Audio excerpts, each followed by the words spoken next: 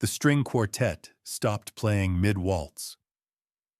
I was standing near the bar at Whitfield Country Club's annual summer gala, holding a glass of bourbon I hadn't touched, watching my wife of 12 years climb the stage with a champagne flute in one hand and a wireless microphone in the other. The room was full. 300 people. Savannah's elite, surgeons and senators, real estate moguls and retired generals, women in gowns that cost more than most people's cars, men in tuxedos who signed deals over cigars and never thought twice about it. And there was Victoria. My Victoria.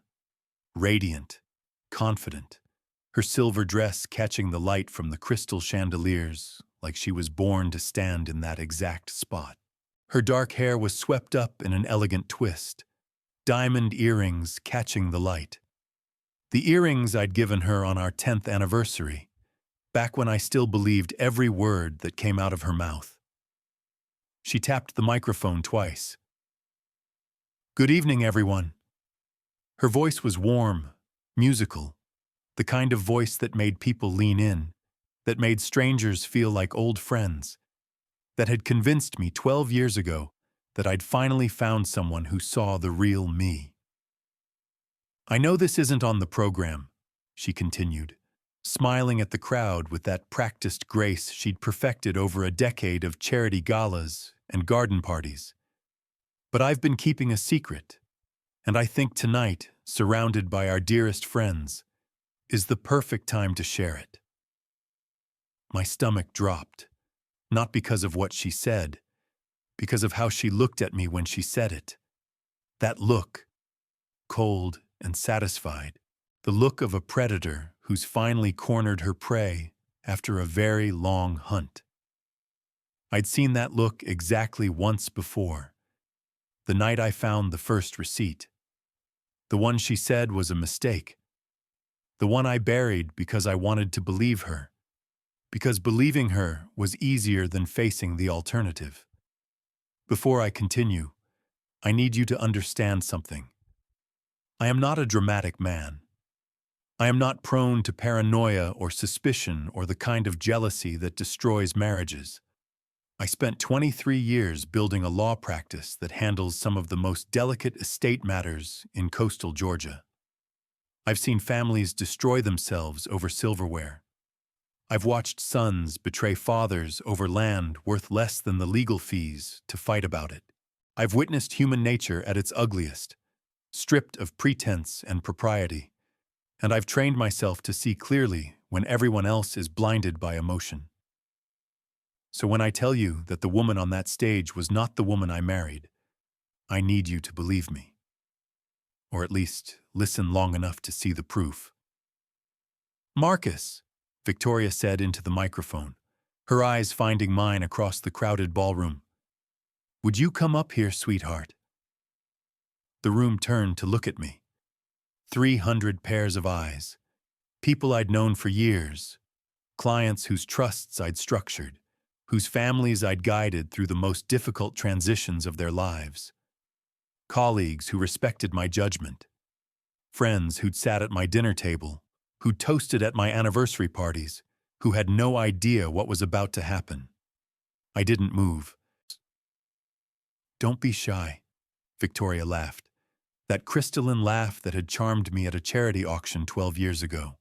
The laugh I'd fallen in love with before I understood what it really was. A weapon. "I promise I'll be gentle." Someone near me chuckled. A few people clapped, encouraging me forward. I could feel the weight of social expectation pressing against my chest. That particular Savannah pressure to maintain appearances, to play along, to never make a scene. I set my bourbon down on the bar and walked toward the stage. Every step felt wrong. Every instinct I'd honed over 2 decades of reading people, of spotting the lie beneath the smile, of knowing when a document had been altered or a witness was hiding something. Every one of those instincts was screaming at me to turn around, to leave, To get in my car and drive until the GPS lost signal and the past couldn't find me. But I didn't, because I needed to know, because running would only delay the inevitable, and because, truth be told, I had my own plans for tonight. I climbed the 3 steps to the stage, and Victoria took my hand. Her fingers were cold despite the warm June evening. Her grip was tight, possessive, not affectionate. The kind of grip you use when you're afraid something might escape. 12 years, she said to the crowd, her voice carrying across the silent ballroom. 12 years of marriage, 2 beautiful homes, a daughter starting at Vanderbilt in the fall. And this man, she squeezed my hand, her nails pressing into my palm just hard enough to hurt. This man has given me everything. A smattering of applause, polite, expectant. I scanned the room, saw familiar faces. Judge Harrison near the window, his silver hair gleaming, his expression attentive. The Beaumont family at their usual table by the garden doors. Dr. Chen and his wife by the dessert station, their matching champagne flutes catching the light. Senator Mitchell in the corner, deep in conversation with a man I didn't recognize. And there, in the back corner, partially hidden by a column, Reginald Carver, my former law partner, the man who'd left my firm 3 years ago under circumstances I never fully understood. He wasn't supposed to be here tonight. His membership had lapsed. I'd checked the guest list myself just yesterday, and his name wasn't on it. So why was he standing in the shadows, watching my wife with the look of someone waiting for a cue? But here's the thing about secrets, Victoria continued, her voice dropping conspiratorially. The crowd leaned in, the way people always leaned in when Victoria spoke. She had that gift, the ability to make everyone feel like they were her closest confidant. They have a way of coming out, don't they, Marcus? She turned to face me fully. The room went quiet. So quiet I could hear the ice settling in someone's glass. So quiet I could hear my own heartbeat, steady despite everything, trained by years of courtroom composure. "Tell me," she said, no longer speaking into the microphone but loud enough for the front tables to hear. "When were you going to tell everyone the truth about your family, about who you really are?" My jaw tightened. "Victoria." "Because I've been doing some digging," she cut me off, her voice rising again for the crowd, her performance building to its carefully rehearsed crescendo. "And I've learned some fascinating things about the Whitfield name, about this club, about the money that built it." She smiled at me, victorious, certain, the smile of someone who believes they've already won. "And about who's been lying to whom." That's when Edmund Whitfield III, the 82-year-old owner of the club, the last living patriarch of the founding family, and the man whose existence my wife clearly knew nothing about, stood up from his table near the front. "That's quite enough," he said. His voice wasn't loud, but it carried. The kind of voice that had commanded boardrooms and courtrooms and family dinners for 6 decades. The kind of voice that expected to be oyed, and always was. Victoria's smile faltered. Just a flicker, barely perceptible unless you knew her the way I did. Unless you'd spent 12 years studying her expressions, cataloging her tells, learning to read the performance beneath the performance.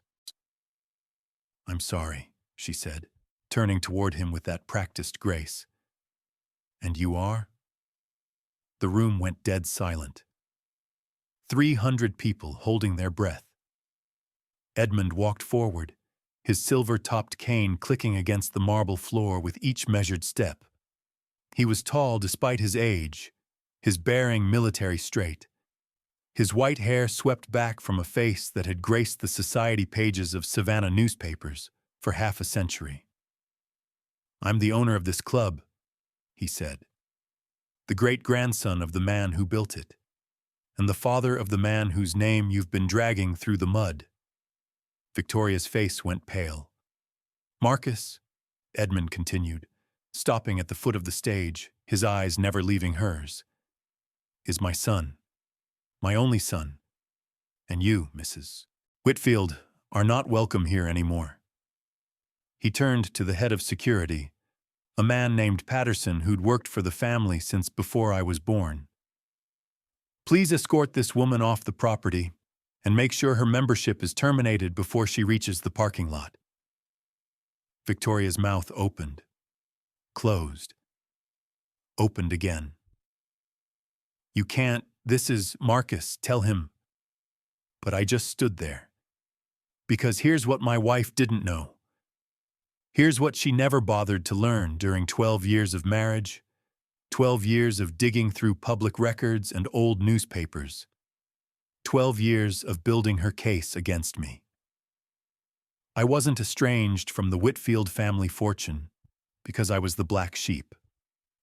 I was estranged because my father wanted to protect me from exactly this, from people who saw the name and the money and nothing else, from predators who wore beautiful faces and spoke with honeyed voices and calculated every word they said.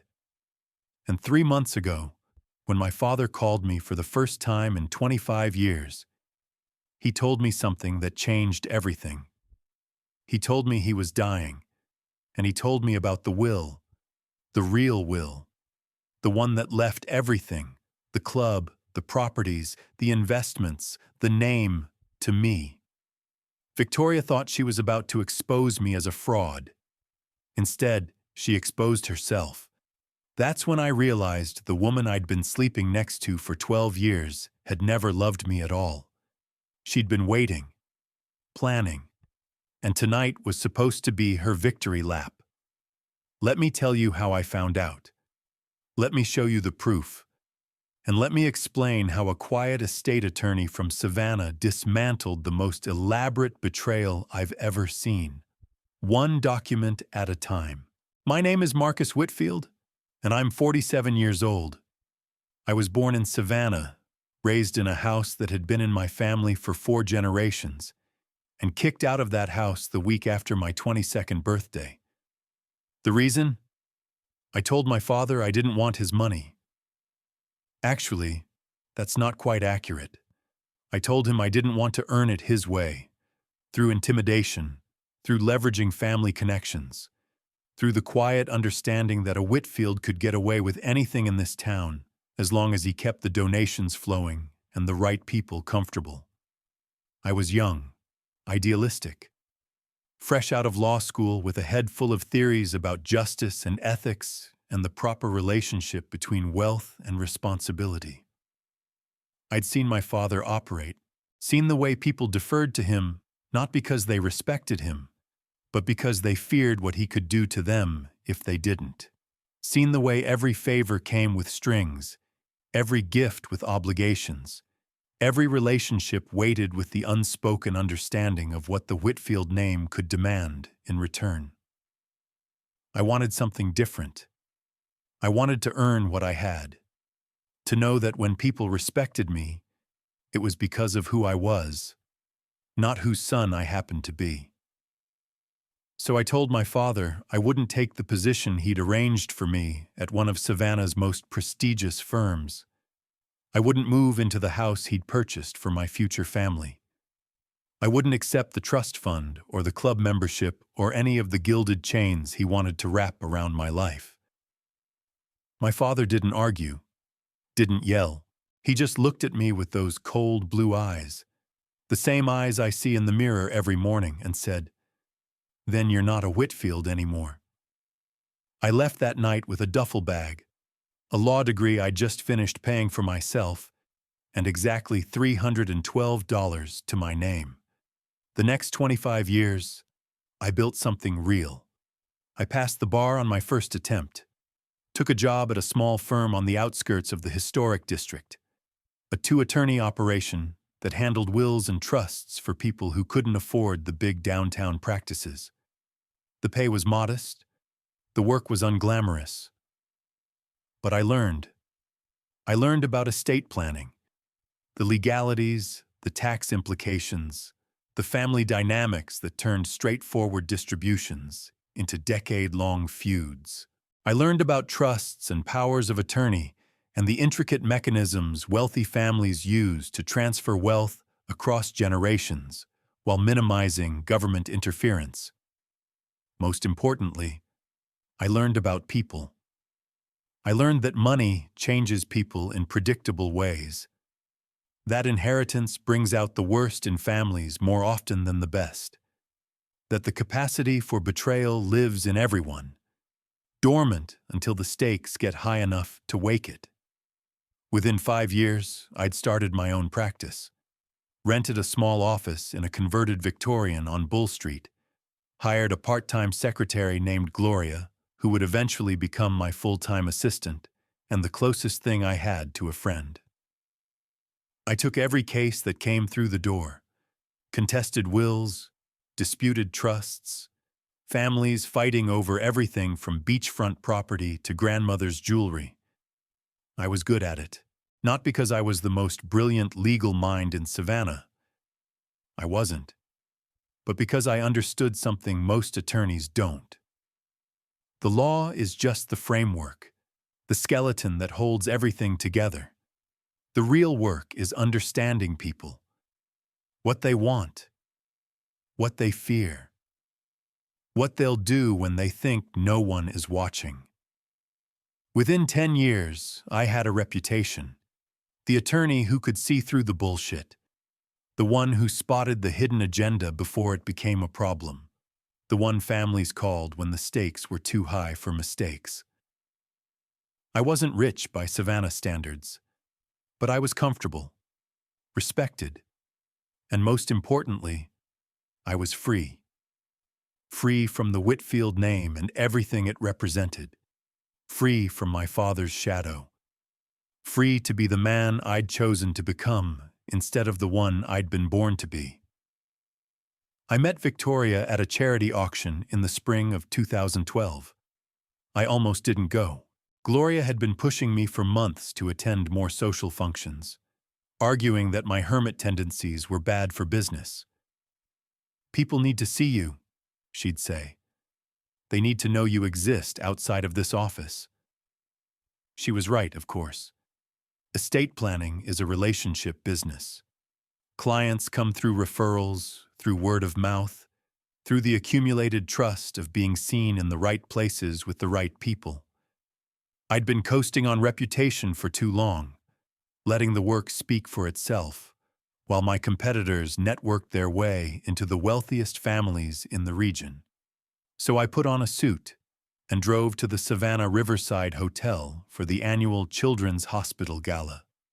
Victoria was working the registration table. I noticed her before she noticed me. Dark hair that caught the light. Green eyes that seemed to hold some private amusement. A smile that made the elderly gentleman in front of me fumble with his checkbook like a teenager. When I reached the front of the line, she looked up at me and said, "Let me guess. Whitfield?" My heart stopped. "How did you know?" "Your eyes." She smiled, that smile that would come to define my existence for the next 12 years. They're very distinctive, very intense. "Have we met before?" "No, but I've seen pictures in the newspaper archives doing research for the foundation. The Whitfields have been supporting children's causes in this city for 3 generations. She tilted her head, studying me. "You're the one who walked away, aren't you? The son who rejected the family fortune." I didn't know what to say. I'd spent 20 years building an identity separate from my family, and here was a stranger reading my entire history in my face. "I prefer to think of it as building my own path," I finally said. "Even better." She handed me my name tag. "I'm Victoria, by the way. Victoria Harrington. I coordinate development for the foundation." Marcus Whitfield, though I suppose you already knew that. I did. Her smile widened. But it's nice to meet you anyway. We talked for the rest of the evening. She told me about growing up in Charleston, about parents who'd sacrificed everything for her education, about her dream of making a real difference in the world instead of just making money. She told me about her work at the foundation, about the children whose lives had been transformed by the programs she helped fund, about the satisfaction of knowing that every dollar she raised went towards something meaningful. She was charming, passionate, present in a way that made me feel like I was the only person in the room. Looking back, I should have seen the inconsistencies. The way she knew so much about my family history, but seemed surprised by basic details about Savannah that any longtime resident would know. The way she deflected questions about her own past with practiced ease, always turning the conversation back to me. The way she never invited me to meet her family. Her parents were traveling, her siblings were complicated, her extended relatives were scattered. I should have noticed that she always seemed to know exactly which events I'd be attending before I mentioned them.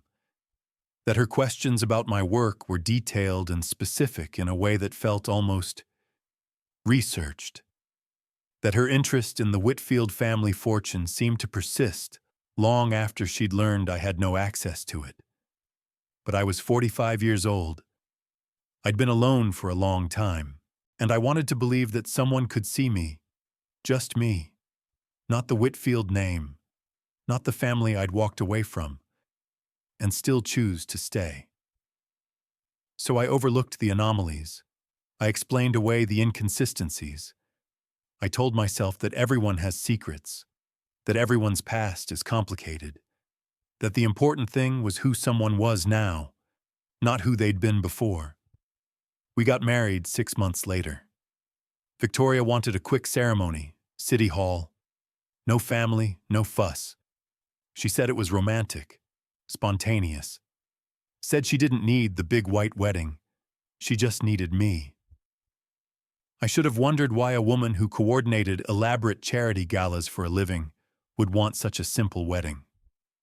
Should have questioned why she was so insistent that we not wait, not plan, not involve anyone else in our decision. But I believed her. I wanted to believe her. We bought a house in the historic district 3 months after the wedding.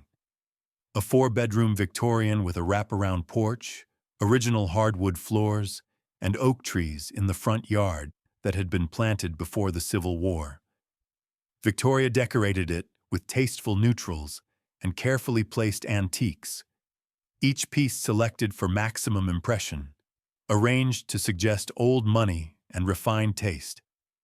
She transformed our home into a showcase, and she transformed herself along with it.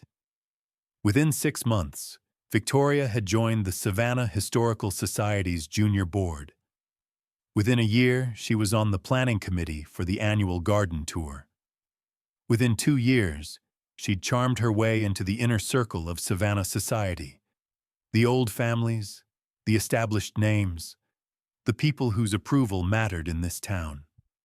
She was brilliant at it. I'd watch her at parties, moving from group to group with effortless grace, remembering names and birthdays and the details of conversations from months before. She knew instinctively when to flatter and when to challenge, when to listen and when to hold court, when to reveal and when to withhold. People adored her. "You're so lucky," other men would tell me. "Victoria is remarkable." And I'd nod and agree, feeling lucky, feeling grateful, feeling like I'd somehow stumbled into a life I didn't deserve. What I didn't understand, what I couldn't have understood not then, was that I was watching a performance. A masterpiece of social engineering, executed by someone who'd spent her entire adult life perfecting the craft of becoming whoever she needed to be. The first anomaly came 3 years ago. I was reviewing our joint credit card statement, something I rarely did, since Victoria handled the household accounts with the same efficiency she brought to everything else. And I noticed a charge I didn't recognize. $600 at a store called Maison Elegante in Charleston. Not a significant amount. Not enough to raise alarms under normal circumstances. But something about it nagged at me. The unfamiliarity of the store name. The location in a city Victoria claimed she hadn't visited in years. The timing during a week when she'd told me she was swamped with local committee work. I mentioned it to Victoria that evening, keeping my tone casual. "Oh, that." She waved her hand dismissively, not looking up from the magazine she was reading. "I was in Charleston for the day, visiting an old friend from college. We stopped at this adorable boutique. I got you that tie, remember? The blue one?" I did remember the tie. It had appeared in my closet about a month earlier, and Victoria had mentioned it was a gift. A little something she'd picked up while running errands. But $600 seemed high for a tie. And Victoria had never mentioned having friends from college in Charleston. In 12 years of marriage, she'd never once suggested visiting the city where she claimed to have grown up. I let it go. That's what I told myself anyway. But I didn't completely forget it. The detail lodged itself somewhere in the back of my mind, a small splinter of doubt that I couldn't quite extract. The second anomaly came 18 months later. I was working late at the office, a complicated trust dispute that required my attention after normal business hours. When Gloria forwarded me an email that had gone to the firm's general inbox by mistake. It was a reservation confirmation for a hotel in Atlanta, the Ritz-Carlton, 2 nights, suite with a king bed. The reservation was in my name. I hadn't made any reservation. I called the hotel directly, keeping my voice calm and professional, the same tone I used when questioning a hostile witness. "I'm calling to confirm a reservation under Marcus Whitfield," I said. "There seems to be some confusion on our end." "Let me check, sir." The click of keys. A pause. "Yes, I see the reservation. 2 nights starting tomorrow. Suite on the executive floor. The confirmation was sent to your email address on file. Can you tell me when the reservation was made?" 3 weeks ago, sir. Online through our website." "And the credit card?" "Let me see. The card on file ends in 4482. That was my personal card. The one Victoria and I shared. Can you tell me if anyone has checked in yet?" "I'm sorry, sir. That reservation was canceled yesterday. Is there something wrong?" I hung up. That night I asked Victoria about Atlanta. "Atlanta?" She looked up from her book, eyebrows raised in innocent confusion. "What about it?" "Have you been there recently?" "No, why would I go to Atlanta?"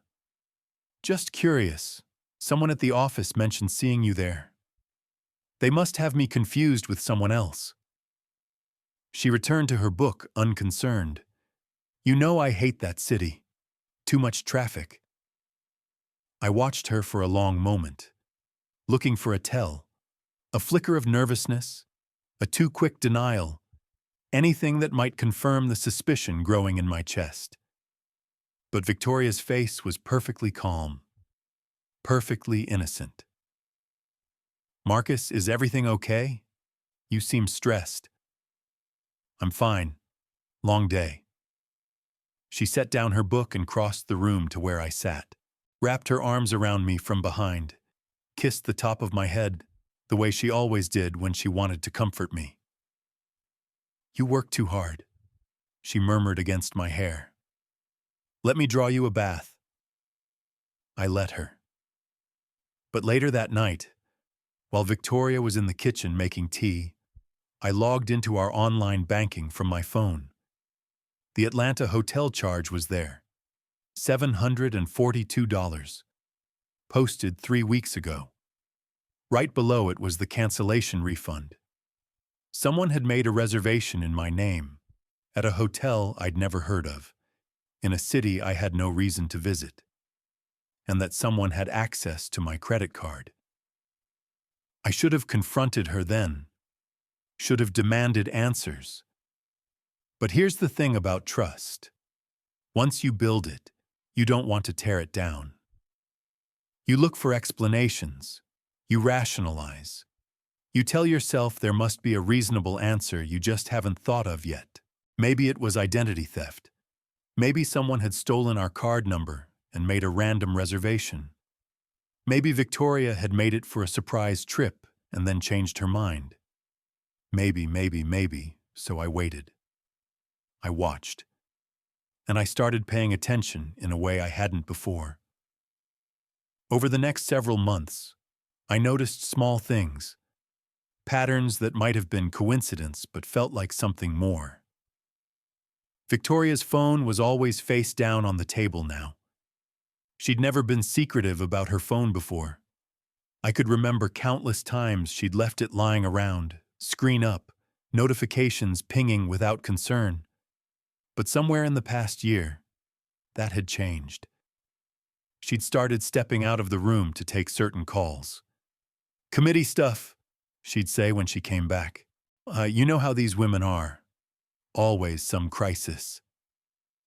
She'd mention plans with the girls, but never specify which girls or where they were going. When I asked, she'd give vague answers. Lunch in the historic district, or shopping on River Street. That could have been true, but were impossible to verify. And the questions about my work had become more frequent, more specific. "Tell me about the Harrison case," she'd say over dinner. "I heard it's the biggest trust dispute in the county." "Who told you that?" "Oh, someone at the club mentioned it. They said the family is worth a fortune. I can't discuss client matters. You know that." Of course. She'd smile, change the subject, move on. But the questions would return, wearing different faces, approaching from different angles. I noticed she was asking about clients she'd never met, never would meet, clients whose cases were completely confidential. At first, I thought she was just taking an interest in my work, trying to connect with a part of my life that had always been separate from our marriage. Then I realized the pattern. She wasn't asking about all my clients, just the wealthy ones, the ones with complicated family situations, the ones whose estates were large enough to make headlines when they were finally settled. In February of this year, something happened that I couldn't explain away. I came home early from the office, around 4 in the afternoon. A deposition had been postponed at the last minute, and instead of finding something else to work on, I decided to take the rest of the day off, to surprise Victoria with dinner reservations at her favorite restaurant. Her car was in the driveway. The front door was unlocked. I walked inside, already composing my invitation, already imagining her smile when I told her about the evening I'd planned. And I heard voices coming from the study. Victoria's voice, and a man's. I moved quietly down the hallway, years of habit making my footsteps silent. I'd learned to move carefully in other people's homes during my work, entering client residences to review documents, navigating delicate family situations that required discretion. I stopped just outside the study door, which was slightly ajar. "Have to be patient," Victoria was saying. Her voice was different than I was used to. Harder, more businesslike. "The timing has to be perfect. And how much longer is that going to take?" The man's voice was familiar, but I couldn't immediately place it. "A few months, maybe less. His father's health is deteriorating faster than anyone expected."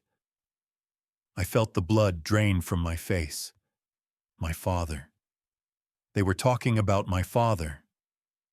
I hadn't spoken to Edmund Whitfield in 25 years, Had no idea his health was deteriorating. Had no idea Victoria had any knowledge of his existence, let alone his medical condition. "And you're sure about the will?" the man asked. "Positive. I had someone look into it. Edmund may have cut Marcus off publicly, but he never changed the primary beneficiary. When he dies, everything, the club, the properties, all of it, goes to Marcus. Which means it goes to you." Victoria laughed, that crystalline laugh I used to love. The laugh that had charmed me at a charity auction 12 years ago. She'd built her house on incomplete research. More importantly, I found evidence of her other operations. In a folder marked Archive, I discovered documents related to 2 previous marriages I'd never known about. Marriage certificates, divorce filings, settlement agreements, all under different names, all in different states. Her first husband, Robert Marchand of Louisiana, had died of a heart attack 6 months after changing his will to make Victoria his primary beneficiary. The death had been ruled natural causes, but the timing was suspicious. Her second husband, Jonathan Wells of Alabama, had lost everything in a series of bad investments. Investments that, according to the documents Victoria had kept, had been recommended by a financial advisor named Margaret Thornton. The same Margaret who now had witnesses lined up for whatever was planned at the gala. This isn't drama, I realized. This is a system, an operation. Victoria isn't just a betraying wife. She's part of an organized scheme that's been running for years. I needed more than personal justice now. I needed to dismantle the whole thing. The evidence kept mounting. Patricia traced the deposits in Victoria's hidden account to a series of shell companies registered in Delaware, companies that had received payments from the estates of deceased men and the settlements of ruined marriages. She found connections between Margaret Thornton and at least 4 other cases of suspicious divorce settlements across the Southeast. A network of lawyers, financial advisors, and witnesses who appeared again and again, always in service of the same pattern. And she found the woman Victoria met with on Tuesdays. "Her name is Carol Aniston," Patricia reported. "She's a notary public with a specialty in property transactions, and 10 years ago, she notarized the transfer of a $3 million property from a deceased man in Alabama to his widow, a widow named Victoria Marchand." The same Victoria? Same birthday, same physical description. The widow disappeared 6 months after the transfer was recorded. I thought about the apartment on the east side of town, the Sunday visits, the different clothes. She's getting ready to disappear again. That would be my assessment. The apartment is probably a staging area, documents, cash, everything she needs for a new identity. When she's done with you, she'll vanish, resurface somewhere else under a different name, and start the process again. Unless we stop her. Unless we stop all of them. 8 days before the gala, Patricia called me with news. "I got access to Margaret Thornton's financial records," she said. "Don't ask how." "I won't." "Good. Because what I found changes everything." She explained. Margaret kept meticulous records of every case she'd worked on, dates, amounts, percentages, contacts. It was her insurance policy, a way to protect herself if any of her clients ever turned on her. But it also documented every crime she'd ever committed. 15 cases over 12 years. 15 wealthy men whose marriages had been systematically destroyed by manufactured evidence and coordinated deception. 15 fortunes that had been divided, with Margaret taking her cut before the proceeds disappeared into the network of shell companies. And at the center of it all, appearing in case after case under different names, was the woman I'd married.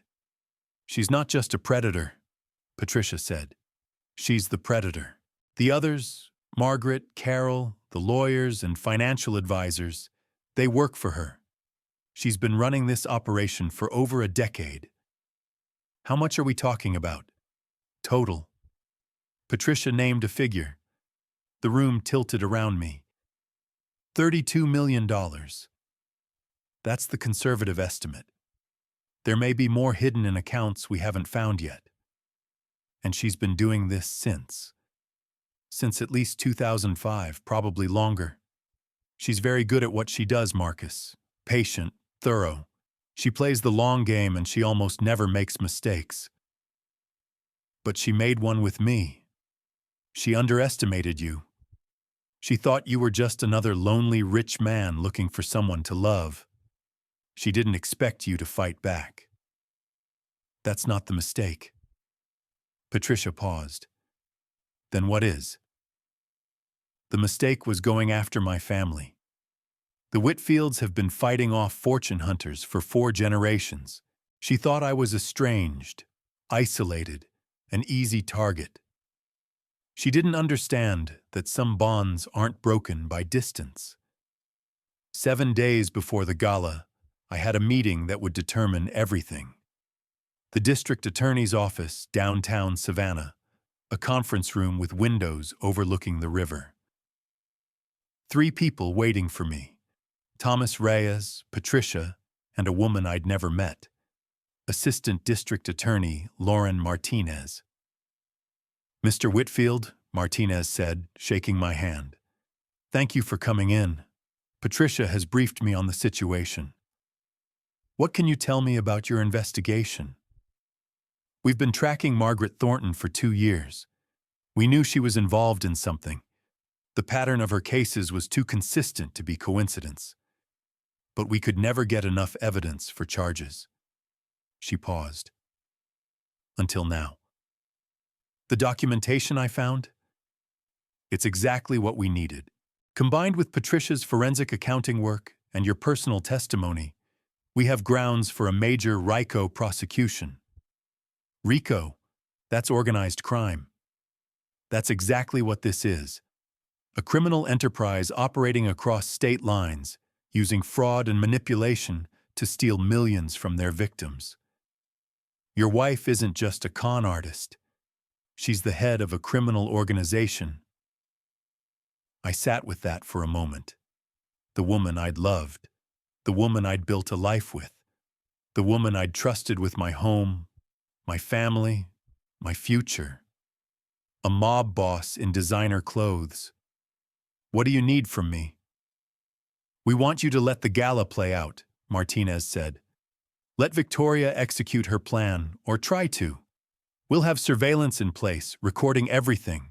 When she makes her accusations, when she presents her manufactured evidence, when her accomplices reveal themselves. We document all of it.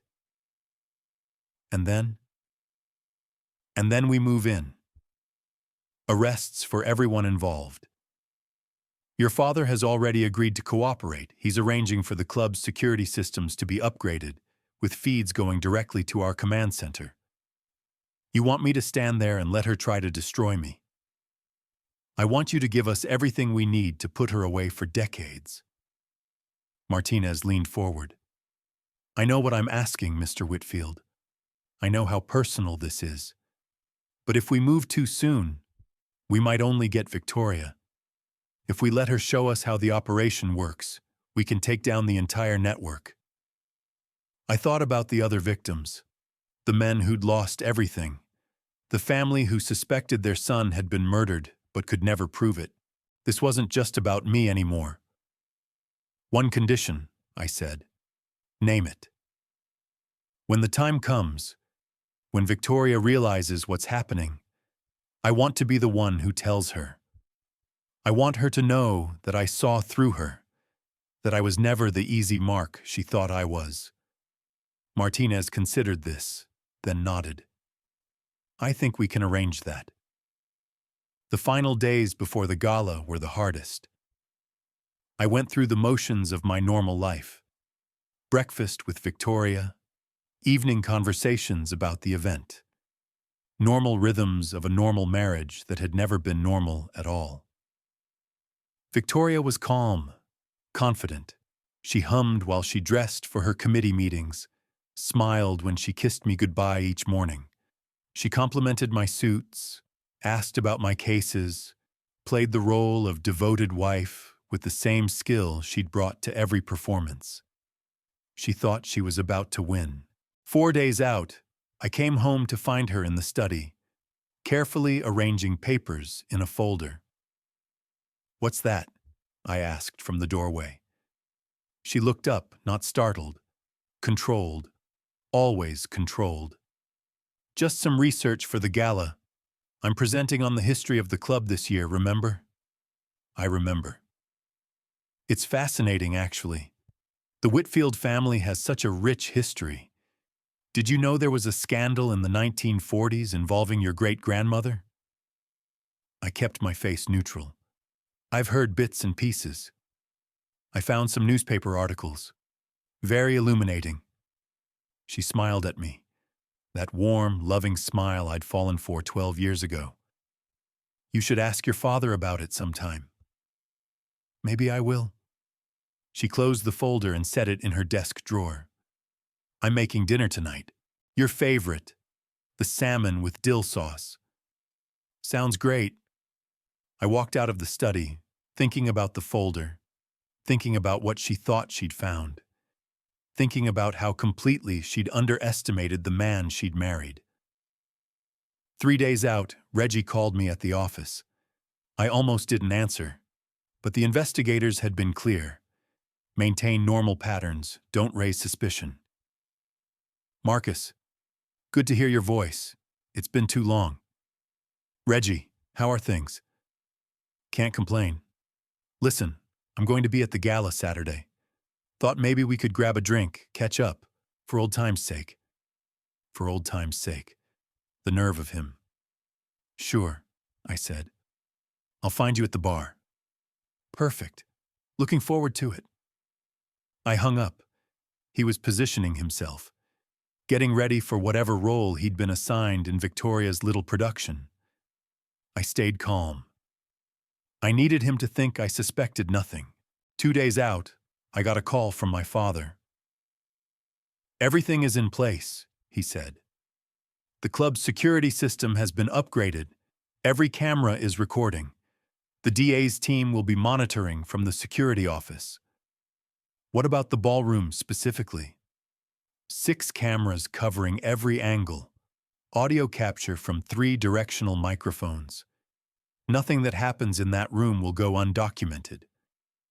"And the witnesses?" "I've invited some additional guests. Judge Harrison from the district court. Senator Mitchell, who's been looking for an excuse to nail Margaret Thornton for years. Eleanor Chen, who runs the largest charity network in the region.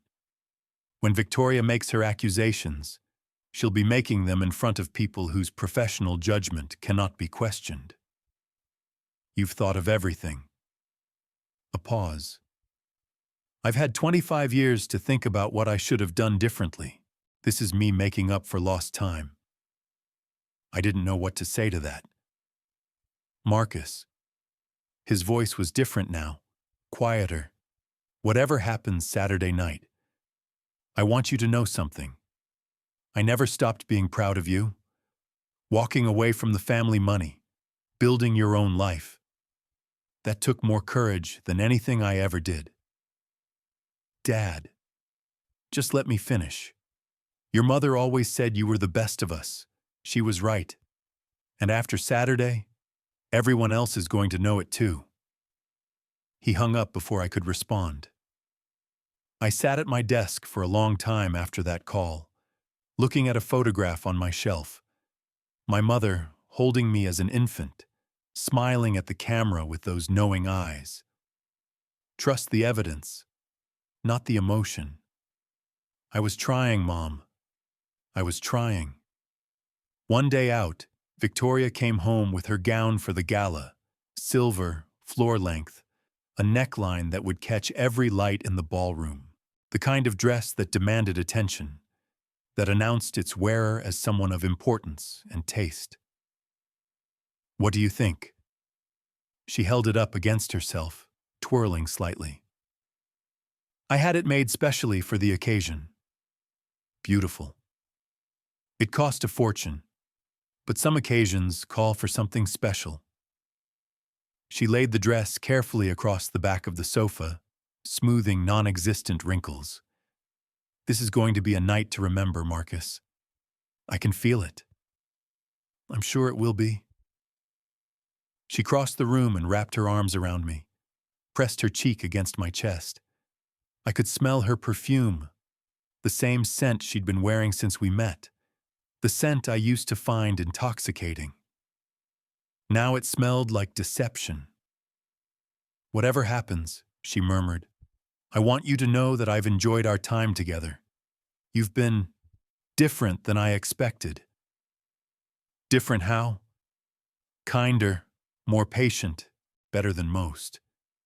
She pulled back, looked up at me with those green eyes. "I almost feel bad about—" She stopped, laughed lightly. "Never mind. Pre-gala jitters. I always get like this before big events." Almost feel bad about what? But I didn't ask. Couldn't ask. Had to maintain the illusion of ignorance for one more day. "Get some rest," I said. "Tomorrow's going to be a long night." "It certainly is." The day of the gala, I woke at 6 a.m. Victoria was already up. I could hear her in the bathroom, running water, humming to herself. The same tune she'd hummed on our wedding day. I remembered it now, though I hadn't thought of it in years. I lay in bed for a few minutes, staring at the ceiling. 12 years. 4,380 days of believing a lie. More than 30,000 hours of trusting someone who'd been planning my destruction from the moment she met me. Tonight, it would end.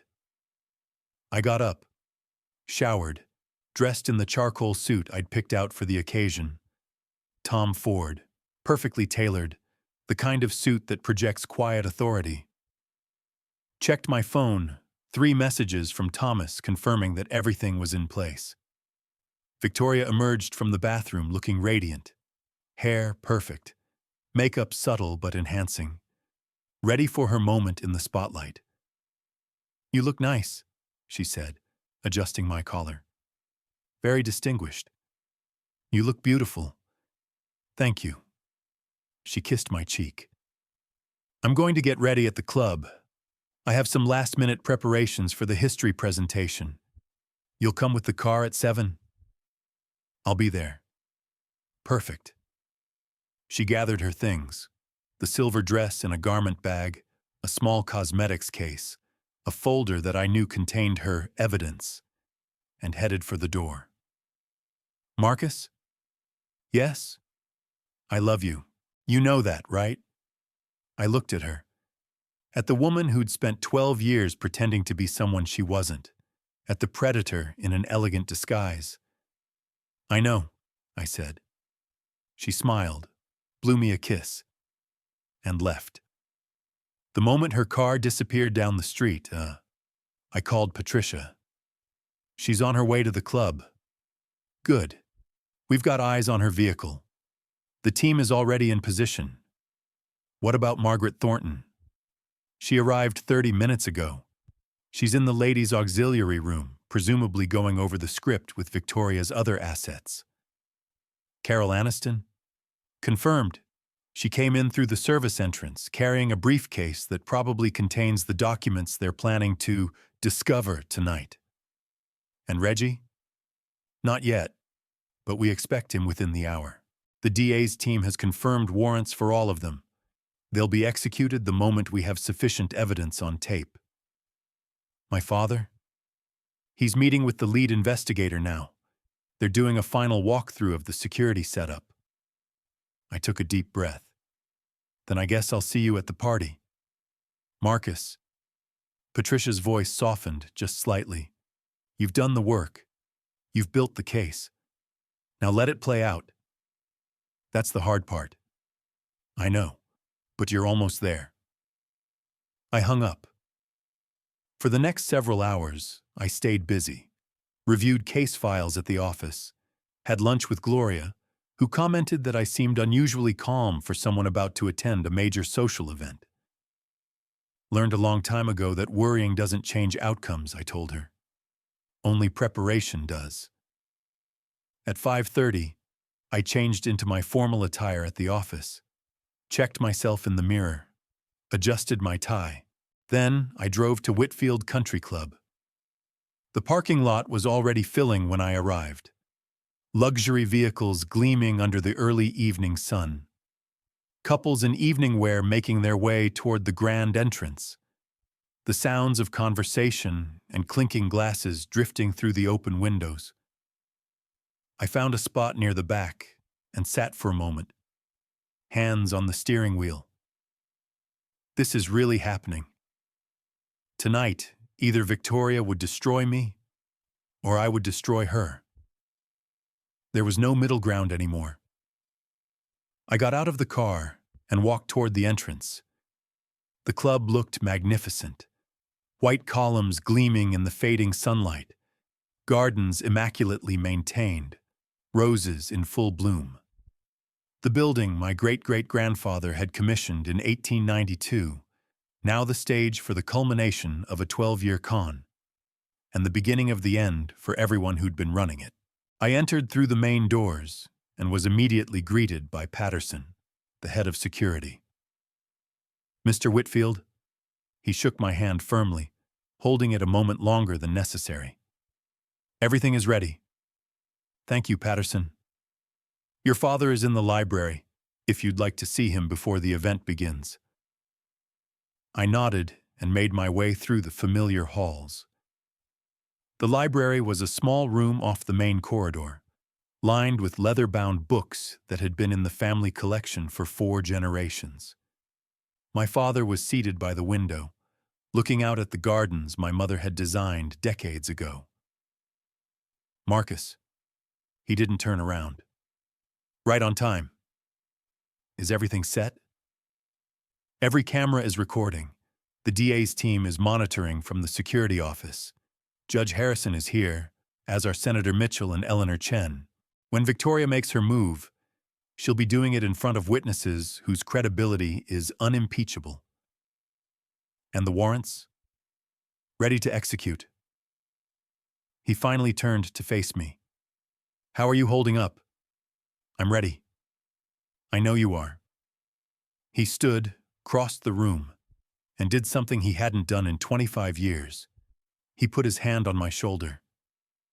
"Your mother would be proud." I didn't trust myself to speak. "Now," he said, straightening, "let's go make sure everyone sees exactly who my son married." The gala was in full swing by the time we entered the ballroom.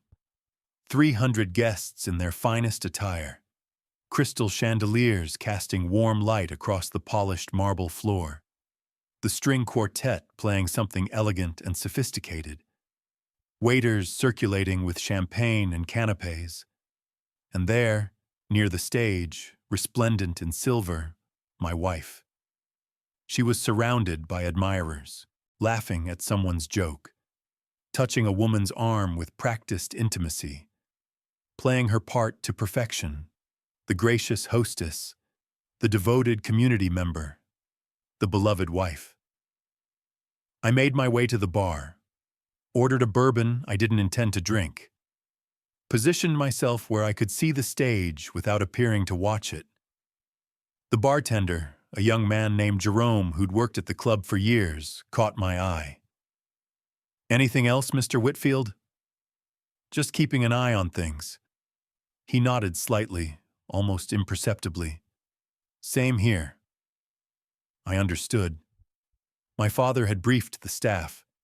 They knew something was happening tonight, even if they didn't know exactly what. Reggie found me within minutes. "Marcus!" He clapped me on the shoulder like we were old friends, like he hadn't spent the past 3 years helping my wife plan my destruction. "You're looking well." "Reggie, thanks for coming." Wouldn't miss it. He leaned against the bar, signaling for a drink. Victoria mentioned she has something special planned for tonight. Some kind of historical presentation. So I hear. Should be interesting. He glanced at me, trying to read my expression. Any idea what she's going to say? I shrugged. She's been secretive about it. Says she wants it to be a surprise. A surprise. Reggie smiled, but his eyes were calculating. Victoria does love her surprises. I didn't respond. Let the silence stretch between us. Well, Reggie said finally, I should mingle. See you around. He disappeared into the crowd. I watched him go, noting which direction he headed, toward the ladies' auxiliary room, where Margaret and Carol were presumably finalizing their preparations. They thought I was finished. I wasn't. Around 9 o'clock, the program began. The club president made opening remarks, thanking the major donors and recognizing longtime members. There was an auction for charity. Victoria had organized it, of course, ensuring her fingerprints were on every aspect of the evening. The string quartet played a few featured pieces. Dessert was served. The crowd mingled and laughed and had no idea what was about to happen. And then Victoria took the stage. Good evening, everyone. Her voice was warm, welcoming, every inch the beloved society hostess. I know this isn't on the program, but I've been keeping a secret, and I think tonight, surrounded by our dearest friends, is the perfect time to share it. The room quieted. 300 faces turned toward the stage. Here it comes. I set my bourbon down on the bar. Many of you know me as Victoria Whitfield, proud wife of Marcus and devoted member of this community. But there's another story here. A story about the Whitfield family itself. A story that's been hidden for generations. She paused for effect. The crowd was silent, expectant. When I married Marcus 12 years ago, I thought I was marrying a self-made man who'd walked away from his family's fortune, a man of principle, a man of integrity. Her voice hardened just slightly, just enough to suggest disappointment. What I didn't know was that I was marrying into a family with a past so dark, so troubling, that they've spent decades trying to bury it. She reached into her folder and pulled out several sheets of paper. I have here documented evidence that the Whitfield fortune, the fortune that built this very club, was founded on corruption, exploitation, and fraud. Evidence that Marcus's grandfather bribed public officials to secure land deals that displaced hundreds of families. Evidence that his great-grandmother... That's quite enough. My father's voice cut through the ballroom like a blade. He was standing now, moving toward the stage with that silver-topped cane clicking against the marble. His presence commanded attention, 82 years old, but still radiating authority. Victoria's expression flickered, surprise quickly masked. I'm sorry, she said, her voice still steady. And you are? The room went absolutely still. 300 people holding their breath. My father climbed the 3 steps to the stage and turned to face the crowd. For those who don't know me, my name is Edmund Whitfield III. I own this club. My family built it. And the woman standing next to me is not who she claims to be. Victoria's mask slipped further. I could see her calculating. This wasn't in the script. This wasn't supposed to happen. I don't know what you're talking about, she said, but her voice had risen. Marcus, tell him. Victoria Elizabeth Harrington, my father continued, ignoring her, is a name that didn't exist until 2004. Before that, she was Victoria Marchand of Louisiana. And before that, Veronica Marshall of Florida. Gasps rippled through the crowd. Over the past 20 years, This woman has targeted at least 3 wealthy men in different states, using false identities to marry them and then systematically extracting their assets. One of those men is dead under suspicious circumstances. Another was financially destroyed. "This is insane," Victoria said, her composure cracking. "This is slander. Marcus, stop him. He's senile. He doesn't know what he's saying." "I know exactly what I'm saying." My father pulled a document from his jacket pocket. "This is a notarized statement from the district attorney's office, confirming that Victoria Marchand, also known as Veronica Marshall, also known as Victoria Harrington, is currently the subject of a federal fraud investigation." He turned to look at Victoria directly. "You thought you were exposing my family's secrets. Instead, you've exposed yourself." Victoria's face went white. I stepped forward from the bar, moving toward the stage. The crowd parted around me like water around a stone. "You want to talk about evidence?" I said, climbing the steps. "Let's talk about evidence." I pulled out my phone and connected it to the ballroom's display system, something I'd arranged earlier with Patterson. The screen behind the stage flickered to life. "This is the storage unit you rented under your maiden name." A photograph appeared on the screen, Unit 247, the boxes neatly labeled. "Inside, you've been keeping copies of my confidential client files for years. Files you obtained through Reginald Carver during his time as my law partner." I swiped to the next image. "These are your bank statements from First Coastal Bank. Over $100,000 in a hidden account. Money you've been siphoning from shell companies connected to the estates of your previous victims." Another swipe. "These are text messages between you, Margaret Thornton, and Reginald Carver planning tonight's events in explicit detail." The screen showed the message thread. Victoria's words, crystal clear. "After Saturday, I'm going dark for 6 months. Meet me in the usual place to settle accounts. Trust me, I've done this before.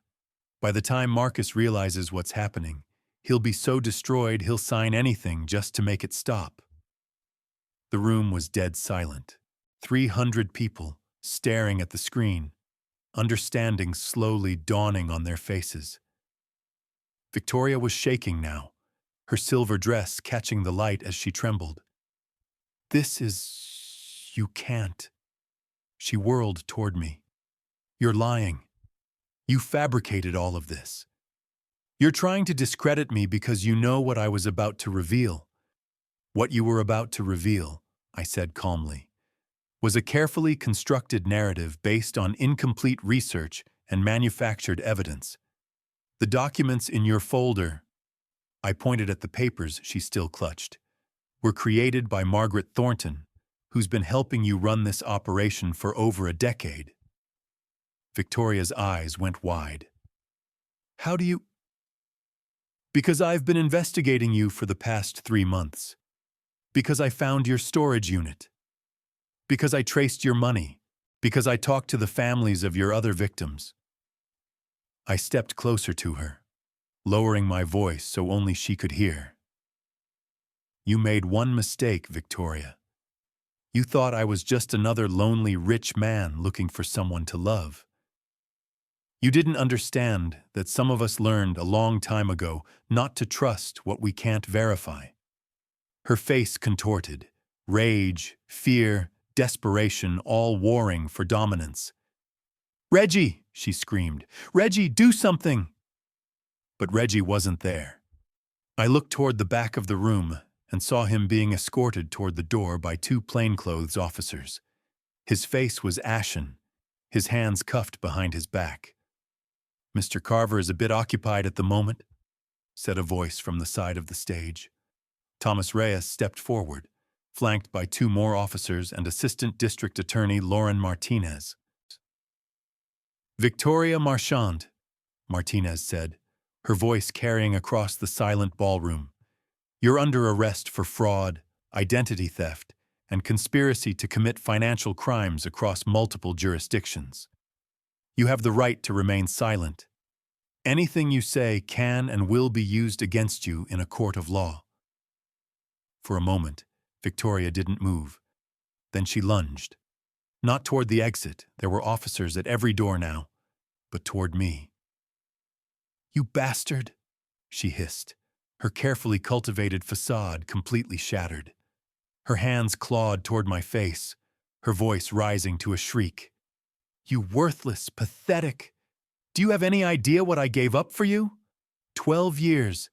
12 years of pretending to love you, of sleeping next to you, of listening to your boring cases and attending your boring dinners."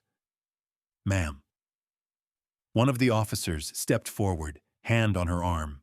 "Please come with us." "Get your hands off me." She tried to pull away, but the officer's grip was firm. "This isn't over. You think you've won? You think you've beaten me? I've destroyed better men than you. Victoria." My father's voice cut through her tirade. She stopped, looked at him. Something flickered in her eyes. The predator recognizing another predator. "You forgot something important," my father said quietly. "The Whitfields have been defending this family against people like you for 4 generations. We know how to spot a con. We know how to build a case. And we know how to win." He gestured toward the officers. "Please, remove this woman from my club." The officers led Victoria toward the side exit, her protests growing fainter as they moved through the crowd. I watched her go. The silver dress, the careful hair, the 12 years of deception, all of it disappearing through the door. "And Margaret Thornton?" Thomas asked, checking his phone. "Already in custody," one of the officers confirmed. "Picked her up in the auxiliary room 15 minutes ago. She had a briefcase full of forged documents. Everything we need." "Carol Aniston?" Now it sounded different. Cold. Calculating. "Which means it goes to us, Reggie. 50-50, just like we agreed." Reggie, Reginald Carver, the man I'd started my practice with 15 years ago. The man I'd trusted with my most difficult cases. The man I'd considered a friend until he'd left the firm 3 years ago, claiming he wanted to start fresh somewhere new. I stood frozen in the hallway, my heart pounding so loud I was certain they could hear it through the wall. My wife, my former partner, discussing my father's death like it was a business transaction they'd been planning for years. I wanted to burst through that door, wanted to demand answers, wanted to grab Reggie by his expensive collar and throw him out of my house, then turn to Victoria and ask her who she really was and what she'd really been doing for the past 12 years. But I didn't, because I'd spent 20 years learning that the truth rarely emerges in confrontation. People deny. They deflect. They create new lies to cover the old ones.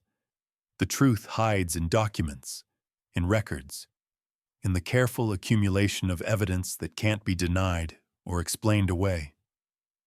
So I stepped back from the door, moved silently down the hallway, left through the front door, closing it without a sound. Then I drove to my office and started building a case against my own wife. The next morning, something was different. Victoria was bright and cheerful, humming in the kitchen, making breakfast, something she rarely did on weekdays, when her mornings were usually consumed by calls and emails and the endless logistics of her committee work. "Pancakes?" she offered, setting a plate in front of me. "I know you're usually in a rush, but I thought we could take our time this morning." I looked at the pancakes, at Victoria, at the kitchen where I'd eaten thousands of meals over the past decade, never once suspecting that the woman cooking them was someone other than who she claimed to be. "Sounds nice," I said. I ate mechanically, answering her questions about my plans for the day, nodding at her description of her own schedule, committee meetings, lunch with Caroline, errands that would keep her busy until dinner. She kissed me goodbye at the door. "I love you," she said. The words felt like sandpaper. "Love you too." I watched her car disappear around the corner. Then I went back inside. I had 2 hours before I needed to be at the office. 2 hours to start looking for answers. I found the first piece of evidence in her closet. The walk-in closet Victoria had claimed when we first bought the house was a study in careful organization. Clothes arranged by color and season. Shoes lined up in precise rows.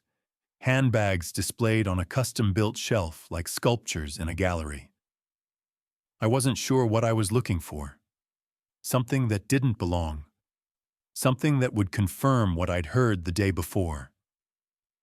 Behind a row of designer handbags tucked into the corner where shadow met wall was a leather portfolio I'd never seen before. It was expensive. Ferragamo, if I had to guess, but worn in a way that suggested years of regular use. Not the kind of thing Victoria would have displayed, the kind of thing she would have hidden. I pulled it out, opened it. Inside were documents, bank statements, from an account I didn't know existed. Opened at First Coastal Bank 3 years ago, in Victoria's name, her maiden name, Harrington. The balance as of last month, $112,000. I sat down on the closet floor, the statements spread around me like fallen leaves. $112,000 in an account she'd never mentioned, hidden behind handbags in her closet. The deposits were regular, $5,000 here, $8,000 there, going back the full 3 years. The withdrawals were smaller and less frequent, mostly transfers to accounts I didn't recognize. I photographed every page with my phone, front and back. Every statement, every transaction detail, every piece of information that might matter later. Then I put everything back exactly as I'd found it. The portfolio went behind the handbags. The handbags went back in their precise arrangement. I smoothed my footprints in the carpet, checked one more time that nothing looked disturbed, and left the closet with my heart pounding and my mind racing. $112,000. Where had it come from? Victoria's nonprofit work was volunteer. She had no salary, no consulting fees, no legitimate income of her own. Our household funds were joint. I could account for every dollar I put into them, and the amounts matched my calculations. This money was coming from somewhere else. That's when I noticed something in the portfolio I'd almost missed. A receipt. Tucked into a small pocket in the back, folded twice to make it inconspicuous. I pulled it out and unfolded it. Coastal Self-Storage, Unit 247, monthly rental agreement, automatic withdrawal from the hidden account. The receipt was dated 18 months ago, just after I'd noticed the Atlanta hotel charge. Victoria had a storage unit paid for from a secret bank account. I didn't know what was in that unit, but I knew I needed to find out. I drove to Coastal Self-Storage that afternoon, during the window when Victoria was supposed to be at her committee meeting. The facility was on the outskirts of town, past the industrial district, in an area where nobody would accidentally run into anyone they knew. Chain-link fences, security cameras, rows of identical metal doors stretching toward the horizon. The kind of place people used when they wanted to keep things hidden. I'd prepared for this. The night before, I'd drafted a power of attorney document, general language that gave me authority to act on Victoria's behalf in managing her personal property. It was legally questionable, but I wasn't planning to use it in court. I just needed access. The attendant was a young man in his 20s, bored and underpaid, barely glancing at my credentials before pulling up the account on his computer. Unit 247, climate-controlled, been rented for, looks like 3 years now. I need to access it. Sure thing. Just need to see some ID and the authorization. I handed him the power of attorney and my driver's license. He squinted at the documents, more out of obligation than actual scrutiny. Whitfield? That the same as the account holder? She's my wife. Cool. He handed back my ID. You know where it is? Building C? That's the one. Take a left at the end of this row. I walked through the facility, past rows of units that held the accumulated secrets of other people's lives, until I reached Building C. Unit 247 was at the end of the hall, marked by nothing except a number on the door. The lock was a combination pad. I didn't know the code, but I knew Victoria, knew her habits, knew the numbers that mattered to her. I tried our anniversary, 8315, August 3rd, 2015. The lock clicked open. The unit was a 10 by 10 space, lit by a single fluorescent bulb that flickered when I pulled the cord. The air was cool and dry, climate-controlled to preserve whatever was being stored inside. What I found made my stomach drop. Boxes, dozens of them, neatly labeled and organized with the same precision Victoria brought to everything. Marcus, financial records. Marcus, client files. Marcus, personal correspondence. Whitfield family, research. She'd been copying my files for years. I pulled down the first box marked financial records and opened it with hands that weren't quite steady. Inside were photocopies of our tax returns going back a decade, our investment accounts, our retirement portfolios, bank statements, insurance policies. Every piece of financial documentation that existed in our home, meticulously duplicated and stored where I'd never find it. The client files box was worse. Confidential case materials, estate plans, trust documents, powers of attorney, the private financial details of some of the wealthiest families in Savannah, information that could be used to manipulate, to blackmail, to steal. I thought about the questions Victoria had been asking, the interest in specific clients, the way she'd worked so hard to know which families I was representing. She wasn't just curious, she was cataloging targets. But the Whitfield family research box was the worst of all. Inside were newspaper clippings going back decades, legal filings, property records, a detailed timeline of my family's history, from the founding of the club in 1892 to my father's current holdings. There were photographs I'd never seen. My father at various events over the past 20 years, always taken from a distance, always without his knowledge. Surveillance photos. The work of someone who'd been watching and waiting for a very long time. And at the bottom of the box was a folder labeled The Plan. I opened it with hands that had started to shake. Inside was a handwritten document. Victoria's handwriting, I recognized it immediately, outlining a step-by-step strategy for the destruction of my life. Phase 1. Establish position. Marry into family, build social credibility. Timeline, 1 and 2 years. Phase 2. Document assets. Identify leverage points. Maintain appearance of devoted spouse. Timeline, ongoing. Phase 3. Wait for inheritance event. Ensure maximum claim on estate through marriage duration and community property. Timeline, dependent on health of Edmund Whitfield III. Phase 4. Execute exit strategy. Public humiliation preferred. Establishes narrative of victimhood. Maximizes sympathy from court. Ensures favorable settlement. Alternative. Private discovery of affair or financial misconduct if public approach becomes impossible. Phase 5. Disappear. New identity. New location. Repeat as necessary.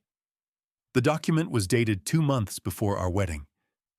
I sat in that storage unit for what felt like hours, reading and rereading that plan.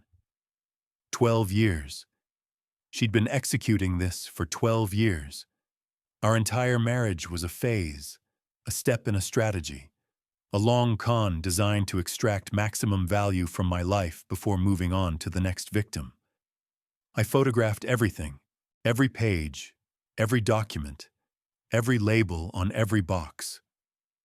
I worked methodically, the way I'd been trained to work when building a case, making sure I had copies of every piece of evidence before I disturbed the originals. Then I put everything back exactly as I'd found it. Closed the unit, reset the lock, walked out of the facility without looking back. I needed help. I needed to talk to someone who could verify what I was seeing, who could help me understand the full scope of what Victoria had been doing, who could tell me whether I was dealing with a single betrayal or something much larger. I needed to talk to my father. The drive to my father's house took 45 minutes. I hadn't made this drive in 25 years, but I still remembered every turn, every landmark. The way the landscape changed as you left the historic district, passed through the suburbs, and entered the private roads that led to the old estates. The Whitfield property was set back from the road, hidden behind a row of live oaks that had been planted in the 1890s. The gate was the same wrought iron I remembered from my childhood, still bearing the family crest, a shield with an oak tree and 3 stars. I still knew the code. My mother had given it to me when I was 16, telling me that no matter what happened, I would always be welcome here. She died 3 years before I walked away from the family. Sometimes I wondered if things would have been different if she'd lived, if she would have been able to bridge the gap between my father's expectations and my need for independence. The gate swung open. I drove down the long driveway, past gardens that had been immaculately maintained for over a century, toward the house that had been built by my great-great-grandfather before the turn of the 20th century. My father was on the porch. He looked old, smaller than I remembered. His hair had gone completely white, and he leaned on a silver-topped cane that I didn't recognize from my childhood. The powerful man who had terrified me as a young adult was now a frail figure in an oversized armchair, watching my car approach with eyes that still held their old sharpness. I parked, got out, walked toward the porch. "Marcus." He didn't seem surprised to see me. "I was wondering when you'd come. You called me 3 months ago, told me you were dying, told me about the will." "I did." "You didn't tell me someone was already planning to take it all." His eyes sharpened further. "Sit down. Tell me everything." So I did. For the next 2 hours, I showed him the photographs on my phone, walked him through Victoria's timeline, explained what I'd overheard between her and Reggie, described the storage unit, the boxes, the document labeled the plan. When I finished, my father was quiet for a long moment. "She's not the first," he finally said. "What?" "She's not the first person to try something like this. That's why I cut you off publicly, to protect you from exactly this, from people who see the name and nothing else." It didn't work. No, because she was smarter than most. Patient. She didn't just target the money. She targeted you specifically. The estranged son. The man who'd built his own life. The one everyone thought had no connection to the family fortune. He paused. She did her research. Years of research. But not well enough. My father reached into his jacket pocket and pulled out a folded envelope. "She doesn't know about this." "What is it?" "I've been holding this for 25 years, waiting for the right time. I think the right time is now." I took the envelope, opened it. Inside was a letter, handwritten on paper that had yellowed with age. dated 2 weeks before I was kicked out of the family home. It was from my mother. My Marcus, if you're reading this, it means your father has decided to trust you with the truth. I'm sorry I couldn't be there to tell you myself. You were always too good for this family, too honest, too kind. Your father saw it too. That's why he's protected you the way he has. He knew that the Whitfield name attracts a certain kind of person, and he didn't want you destroyed by it. The public estrangement was my idea. I knew that as long as you appeared to be cut off from the family fortune, you'd be safe from the worst predators, the ones who spend years planning, the ones who see wealth as something to be extracted rather than earned. But you're stronger than we thought. You built your own life, your own reputation, your own value, and now that strength will serve you. Whatever you're facing now, face it with your eyes open. Document everything. Trust the evidence, not the emotion. And remember that the truth always surfaces eventually. You just have to be patient enough to wait for it. I love you. I've always loved you. And I'm so proud of the man you've become. Mom, I folded the letter carefully and put it back in the envelope. My father was watching me with an expression I'd never seen before. Something almost like vulnerability. Your mother knew, he said quietly. She always knew. She saw things about people the rest of us missed. Why didn't you tell me sooner? Because you needed to become the man who could handle it. The man who builds his own life, earns his own reputation, learns to see clearly without the distortion of wealth. He paused. And because I needed to know you'd fight for what's yours when the time came. I met his eyes. I'm ready to fight. He nodded slowly. Then let me introduce you to someone who can help. The next day, I met Patricia Okonkwo. She was 53 years old, a former FBI forensic accountant who'd spent 20 years tracking financial crimes before going private. She operated out of a nondescript office above a dry cleaner's in downtown Savannah, and according to my father, she was the best at what she did. Your father sent me his file 6 months ago, she said, sliding a thick folder across her desk. I've been waiting for you to show up. My father sent you a file? He suspected your wife long before you did. When he first got sick and decided to reach out to you, he hired me to look into her background. She tapped the folder. What I found was extensive. I opened the folder. The first document was a birth certificate. Victoria Elizabeth Harrington, born June 14, 1983, Charleston, South Carolina. That's real, Patricia said. As far as it goes. She pulled out a second document, another birth certificate. Same date of birth, different name. Victoria Elizabeth Marchand, born June 14, 1983, Baton Rouge, Louisiana. Before she was Victoria Harrington, Patricia continued, she was Victoria Marchand. And before that, she produced a third document. She was Veronica Marshall, born 1981, Tampa, Florida. I stared at the paperwork. 3 identities, 3 lives, 3 women who were somehow all the same person. Who is she? Best I can tell, a professional. She's done this at least twice before. Married wealthy men in other states, built up her position, then executed some kind of exit strategy that left her with a significant portion of their assets. What happened to the other men? Patricia's expression was careful. One of them died under circumstances that were never fully explained. Heart attack, supposedly, though the family always suspected something else. The investigation went nowhere. Not enough evidence, and the widow was very convincing in her grief. And the other? Still alive, but financially destroyed. He lost everything in what appeared to be a series of bad investments. But my analysis suggests the losses were manufactured. Someone was feeding him bad advice, steering him toward failing ventures, draining his accounts before the divorce. Victoria? Or someone working with her? I haven't been able to trace all the connections yet. I sat back in my chair, trying to process what I was hearing. She's a predator. An extremely sophisticated one. She does her research, picks her targets carefully, plays the long game.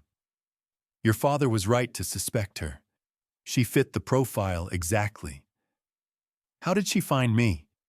How did she know about the inheritance when I didn't even know? That's the part I'm still working on. Patricia pulled out another document. But I have a theory. 3 years ago, when Reginald Carver left your firm, did you ever find out why? He said he wanted to start fresh. New challenges, new opportunities. And you believed him? I thought about it. Reggie had been a good partner, reliable, competent. Our firm had been doing well when he announced his departure. There was no obvious reason for him to leave. But I'd been preoccupied at the time. Victoria's committee work was expanding, our social obligations were increasing, and I'd been happy to see Reggie go if it meant less conflict over firm decisions. I didn't question it, I admitted. You should have. Patricia slid another document across the desk. Reginald Carver filed for bankruptcy 18 months before he left your firm. Gambling debts. He owed money to people who don't accept excuses. I had no idea. He hid it well, but someone found out. Someone with resources and connections and a very specific need. She paused. Someone who wanted information about your clients and your family history. Victoria. That's my theory. She found Reggie, learned about his vulnerability, and offered him a way out. Help her access information about your wealthiest clients and your family background, and she'd make his problems disappear. I thought about the boxes in the storage unit, the client files, the Whitfield family research folder. He was feeding her information for years. That's how she knew about my father's health, about the will. And that's how she knew which families to target for future operations. Patricia's expression was grim. You're not her only victim, Marcus. You're just her biggest one yet. What do we do now? We build a case, a real case with evidence that will hold up in court. Your documentation from the storage unit is a good start, but we need more. We need to trace the money in her hidden account, where it came from, where it went. We need to identify her other associates, and we need to find out exactly what she's planning for her public humiliation phase. She mentioned something about timing, about waiting for my father's health to deteriorate. Then we don't have much time. Patricia stood, moving to a whiteboard on the wall behind her desk. Here's what we know so far. Victoria has at least 3 identities we can document. She has a hidden bank account with over $100,000. She has a storage unit full of incriminating evidence. And she has at least 2 accomplices, Reginald Carver and someone else who made those hotel reservations in your name. She wrote each point on the board. Here's what we need to find out. Where did the money come from? Who else is involved? What exactly does she plan to do at the public humiliation event? And most importantly, what other victims has she left behind? How do we find all of that? The same way we find everything in financial crimes. We follow the money. Over the next 3 weeks, I became a detective in my own marriage. I installed a small camera in the study, angled to capture the desk where Victoria often worked late at night. The camera was disguised as a clock, a gift from Patricia, who had connections in the private security industry. I pulled phone records, bank records, credit card records, used my legal credentials to request documents that would have been difficult for a private citizen to obtain. Built spreadsheets tracking every transaction, every call, every pattern that might reveal the truth. And I followed her. Not every day, just often enough to establish patterns. Tuesdays, she met someone at a coffee shop downtown. A woman I didn't recognize. Dark hair, professional dress, expensive briefcase. They talked for exactly 1 hour each time, exchanging documents and reviewing information on a tablet they kept angled away from other customers. Thursdays, she visited a building on Whitaker Street. Mid-rise, professional offices. She'd stay for 45 minutes to an hour, always entering through the main lobby, always leaving with the same focused expression. Sundays, while I was supposedly at the office catching up on work, she drove to an apartment complex on the east side of town, Building C, Unit 312. She'd stay for 2 or 3 hours, emerging with different clothes than she'd worn going in. I wrote down everything: license plates, arrival times, departure times, the faces of everyone she interacted with, photographed from a distance with a telephoto lens Patricia had loaned me. Then I heard the sentence that changed everything. It was a Wednesday night. Victoria thought I was asleep. I'd gone to bed early, claiming a headache, but I'd left my phone recording in the pocket of my robe, which hung on a hook near the bedroom door. The microphone was sensitive enough to pick up conversation from across the room. Victoria came in around midnight. I heard her moving around, checking her phone, speaking quietly to someone on the other end of a call. Can't keep waiting. His father could go any day now, and I need the paperwork in place before that happens. A pause. The other person speaking. I know it's risky, but we have to move up the timeline. The gala is in 2 weeks. That's when I'm doing it. Another pause. Everything's ready. Reggie has the documents. Margaret has the witnesses lined up. Once I make the speech, it'll be over. He won't be able to show his face in Savannah again. A longer pause. Trust me. I've done this before. By the time Marcus realizes what's happening, he'll be so destroyed he'll sign anything just to make it stop. She hung up. I lay in the dark, breathing slowly, keeping my body relaxed and my face composed.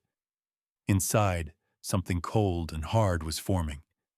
She wanted to destroy me, at the gala, in front of everyone. She thought she had the perfect plan, the perfect timing, the perfect execution. She had no idea I'd been listening. I stayed calm. I needed proof. More proof. Different proof. The kind that would turn her trap into her own undoing. The next morning, I did 3 things. First, I called Patricia and told her about the conversation. Margaret, Patricia said immediately. She mentioned a Margaret? Yes. Margaret has the witnesses lined up. I'll look into it. There's a Margaret Thornton who used to work as a paralegal at a firm that handles high-profile divorces. She got disbarred 5 years ago for, get this, helping manufacture evidence in custody cases. Manufacture evidence? Fake documents? Staged photographs? Coached witnesses? She helped wealthy wives create grounds for divorce that didn't exist, then took a percentage of the settlement. That sounds like exactly the kind of person Victoria would work with. If she's involved, we might be able to get documentation of their collaboration. Margaret's not exactly known for her discretion. She keeps records of everything, probably as insurance against her clients. Second, I called my father. The gala is in 2 weeks, I told him. That's when she's planning to make her move. Then we prepare our own move for the same night. How? Leave that to me. You focus on gathering the evidence. I'll handle the logistics. Dad. Trust me, Marcus. For once in your life, trust me. Third, I called Thomas Reyes. Thomas was a fraud attorney Patricia had recommended. someone who specialized in cases involving deception, identity fraud, and financial manipulation. He had a reputation for being ruthless in court and meticulous in preparation. "I need to know the legal requirements for proving fraud in a divorce case," I said. "Specifically, what evidence is sufficient to void a prenuptial agreement?" "There are several grounds," Thomas said. "Fraud in the inducement. If one party was deceived about material facts before signing, coercion or duress, unconscionability, and concealment of assets or identity. What about if the person's entire identity is fabricated? If they entered the marriage under a false name and false pretenses?" A pause. "That's not just grounds for voiding a prenup. That's potentially grounds for annulment.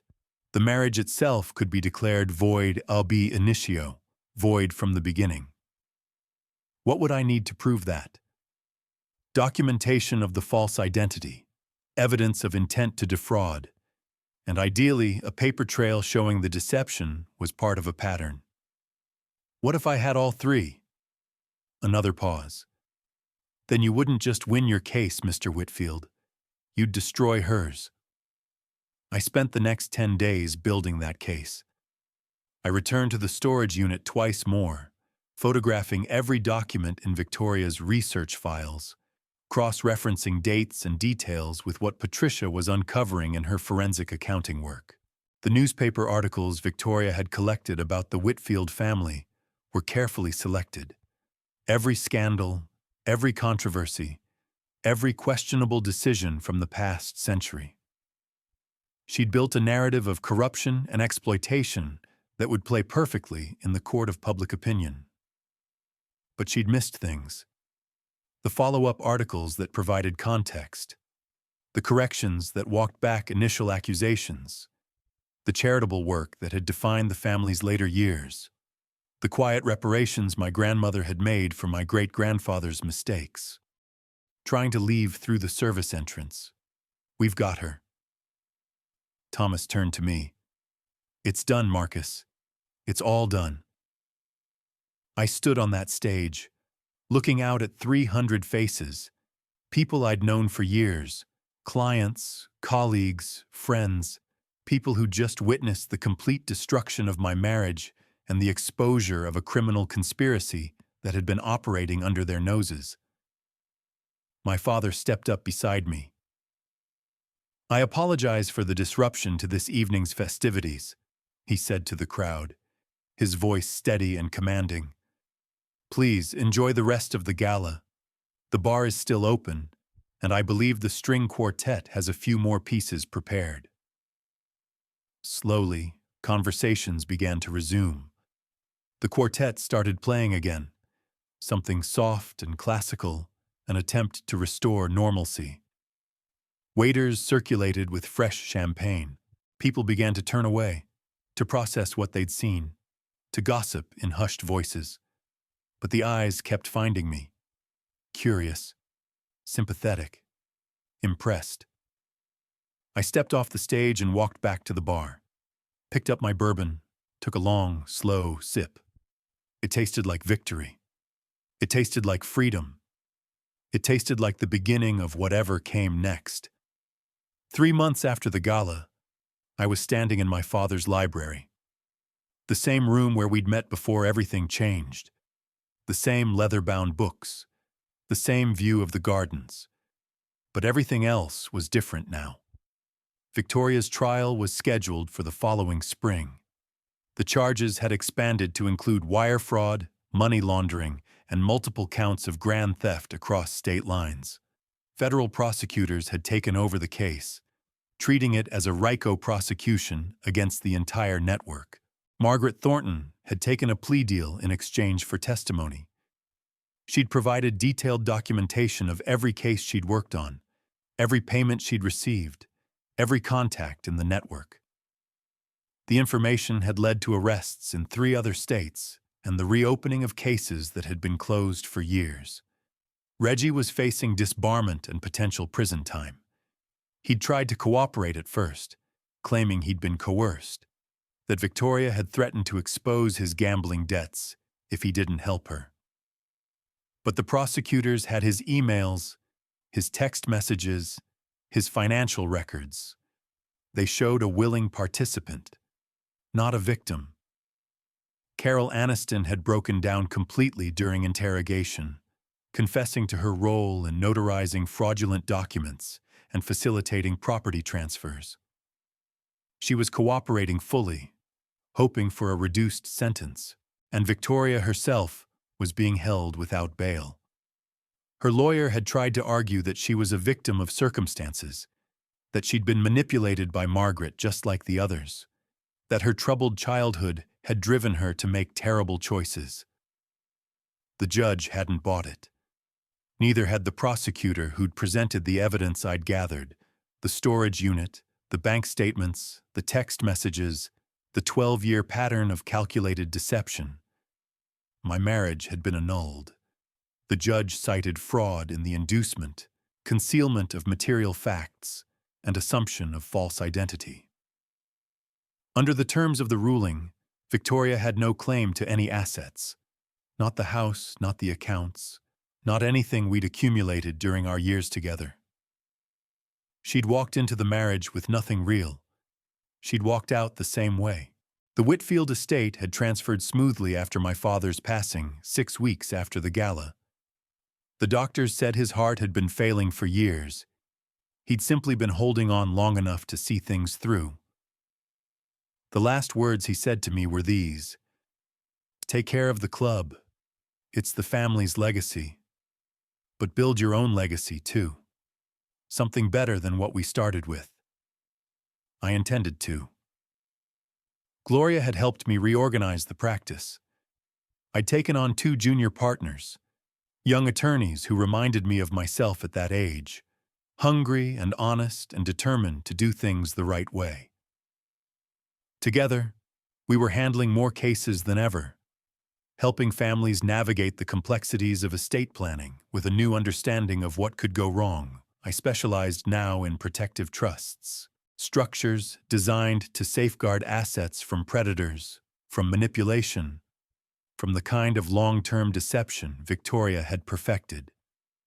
Every week, new clients came to me, people who'd heard my story, who recognized their own vulnerabilities, who wanted to protect themselves and their families. My daughter Charlotte was thriving at Vanderbilt.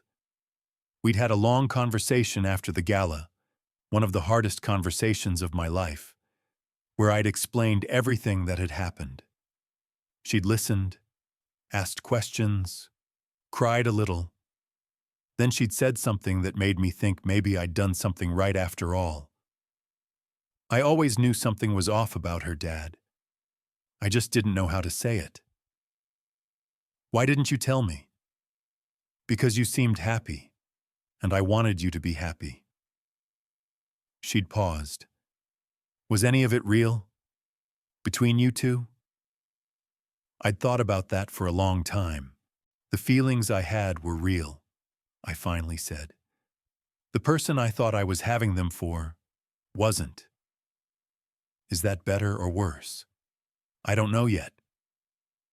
Now, standing in my father's library, my library now, I looked out at the gardens my mother had planted decades ago. The roses were blooming, red and white and yellow, exactly the way she'd designed them. The oak trees were full and green, their branches swaying gently in the afternoon breeze. A knock on the door. Patterson entered. "Mr. Whitfield, there's someone here to see you." "Who is it?"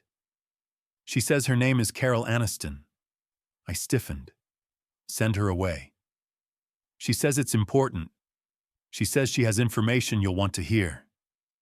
I thought about it. Carol was cooperating with the prosecution. Her testimony was crucial to the case against Victoria. If she had information, send her in. Carol Aniston was smaller than I remembered from the surveillance photos, mid-50s, graying hair pulled back in a severe ponytail, eyes that had seen too much and carried too much guilt. "Thank you for seeing me," she said, sitting in the chair I indicated. I know I'm probably the last person you want to talk to. What do you want, Ms. Aniston? I wanted to explain, to apologize. She clasped her hands in her lap, knuckles white. I know it doesn't change anything, but I need you to know. I didn't start out as part of this. I was a legitimate notary for 15 years before Margaret approached me. What happened? She had information about me, about a mistake I'd made early in my career, a document I'd notarized without proper verification, someone who'd used it to steal money from their employer. She looked down at her hands. She said she'd make it go away if I helped her with some paperwork.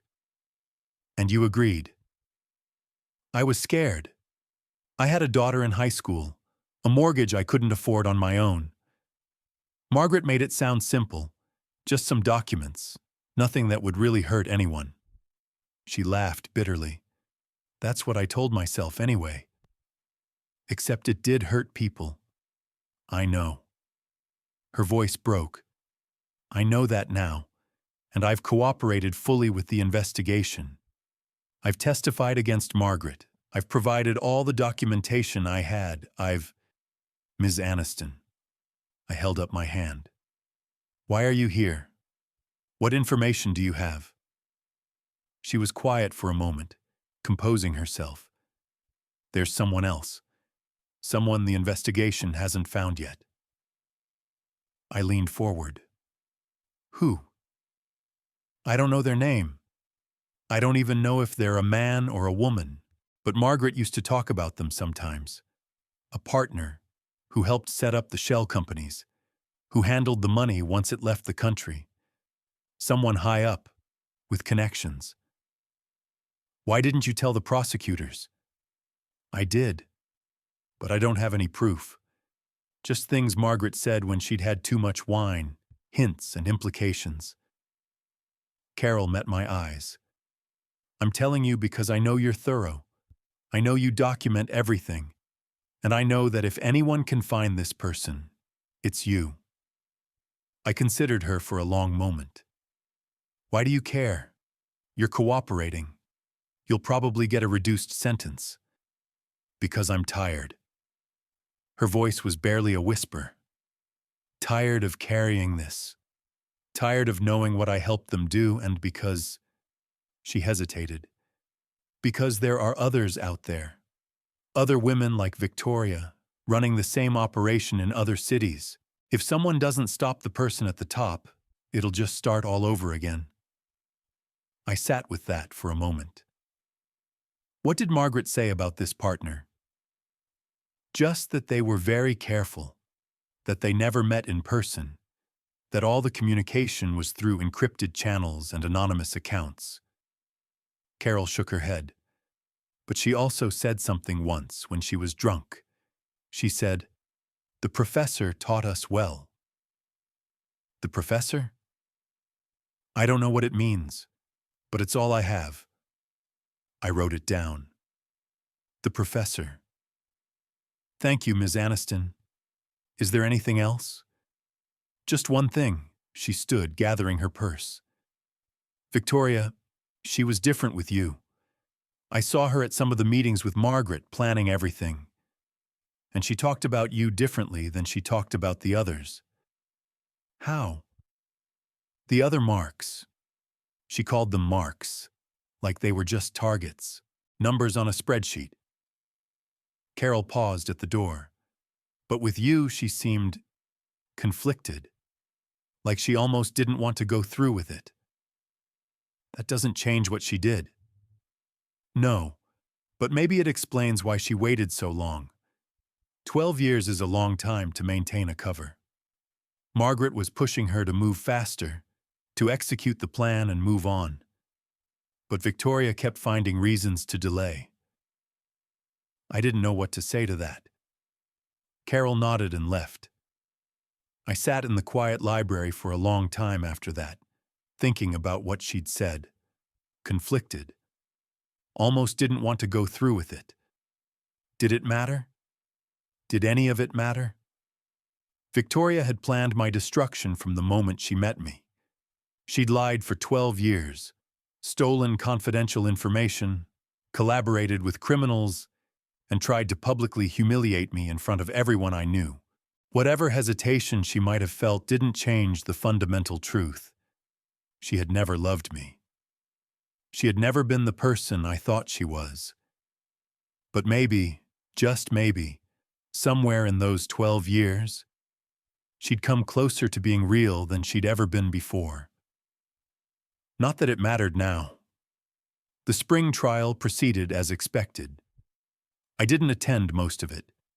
Thomas kept me informed of the proceedings, the evidence presented, the witnesses called, the arguments made. Victoria had decided not to take a plea deal. Her lawyer argued diminished capacity, claiming that years of trauma had left her unable to distinguish between her various identities, that she was a victim of forces beyond her control. The jury didn't buy it. The text messages were too clear, the planning too deliberate, the pattern too established. 15 years of operation, multiple victims, millions of dollars stolen, guilty on all counts. When Thomas called to tell me the verdict, I was in my office, going through boxes of documents from a new case. A family in Charleston, whose patriarch had died under suspicious circumstances, whose widow was suspected of manipulating the estate. "How do you feel?" Thomas asked. I looked out the window at the Savannah skyline. "I feel like I can finally move on." "That's healthy." "Is it? Sometimes I worry that I should feel more. Anger, satisfaction, something." "Marcus, you spent nearly 2 years building a case against the woman who tried to destroy you. You documented every deception, traced every lie, exposed an entire criminal network. You did what needed to be done. But you're not the kind of person who takes pleasure in other people's downfall, even when they deserve it. That's not a weakness. It's a strength." I considered that. My mother used to say that revenge is a dish best served with documentation. Thomas laughed. "Sounds like a wise woman." She was. After I hung up, I sat at my desk for a while, looking at the photograph of my mother on the shelf. Trust the evidence, not the emotion. I had, and the evidence had set me free. A year after the verdict, I was at the club for the annual summer gala, the same event where everything had unraveled, the same ballroom, the same crystal chandeliers, the same string quartet, but different in every way that mattered. I was standing near the bar, old habits, when Judge Harrison approached. "Marcus, good to see you." "Your Honor, thank you for coming." "Wouldn't miss it." He accepted a glass of champagne from a passing waiter.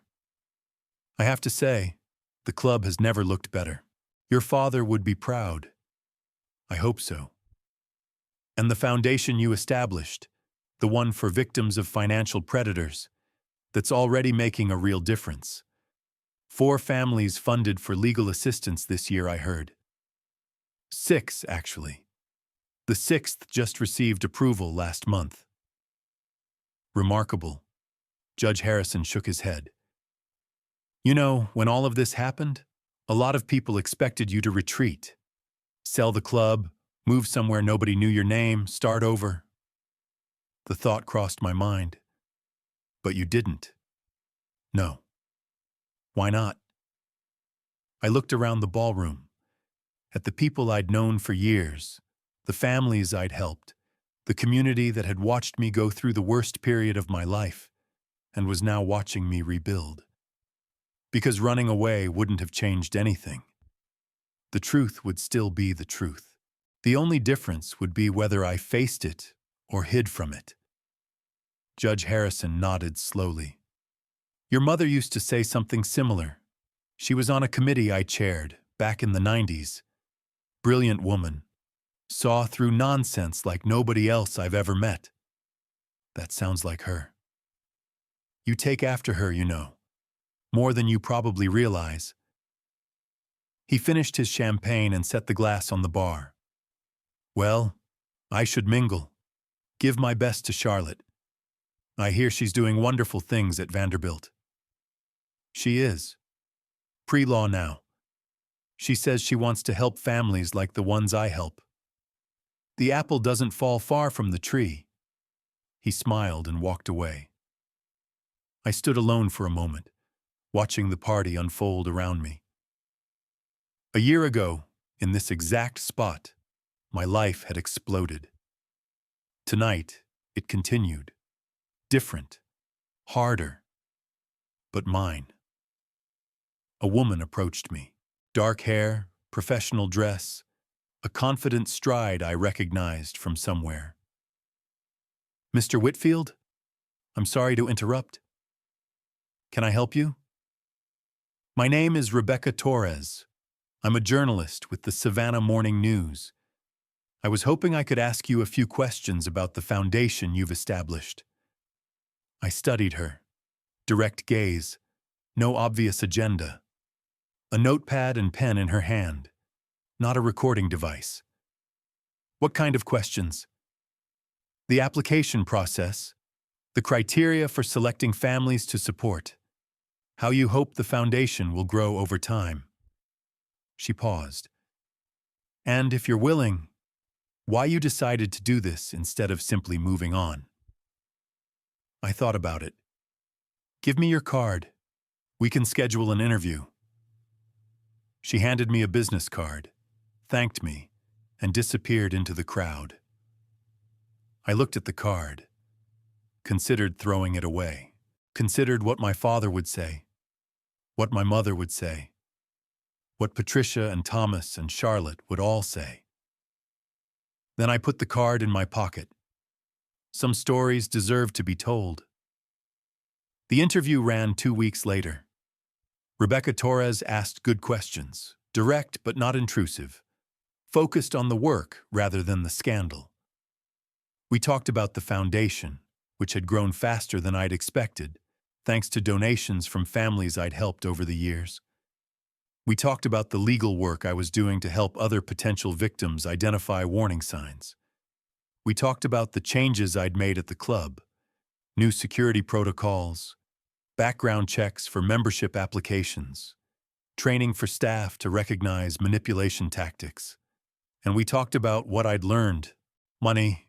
If you could go back, Rebecca asked, knowing what you know now, would you do anything differently?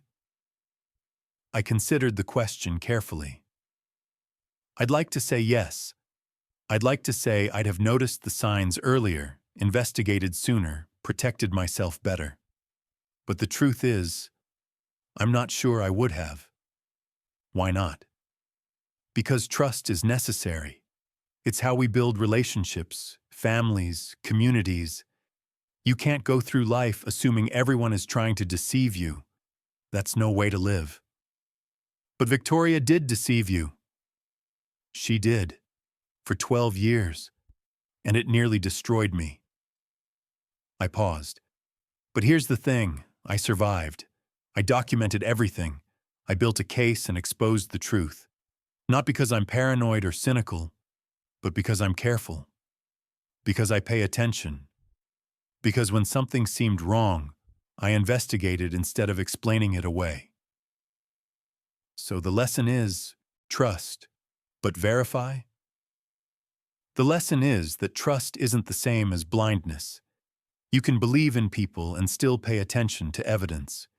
You can love someone and still notice when things don't add up. You can give people the benefit of the doubt while also protecting yourself. That's a hard balance to maintain. It is, but it's necessary. And it's possible. The article was well received.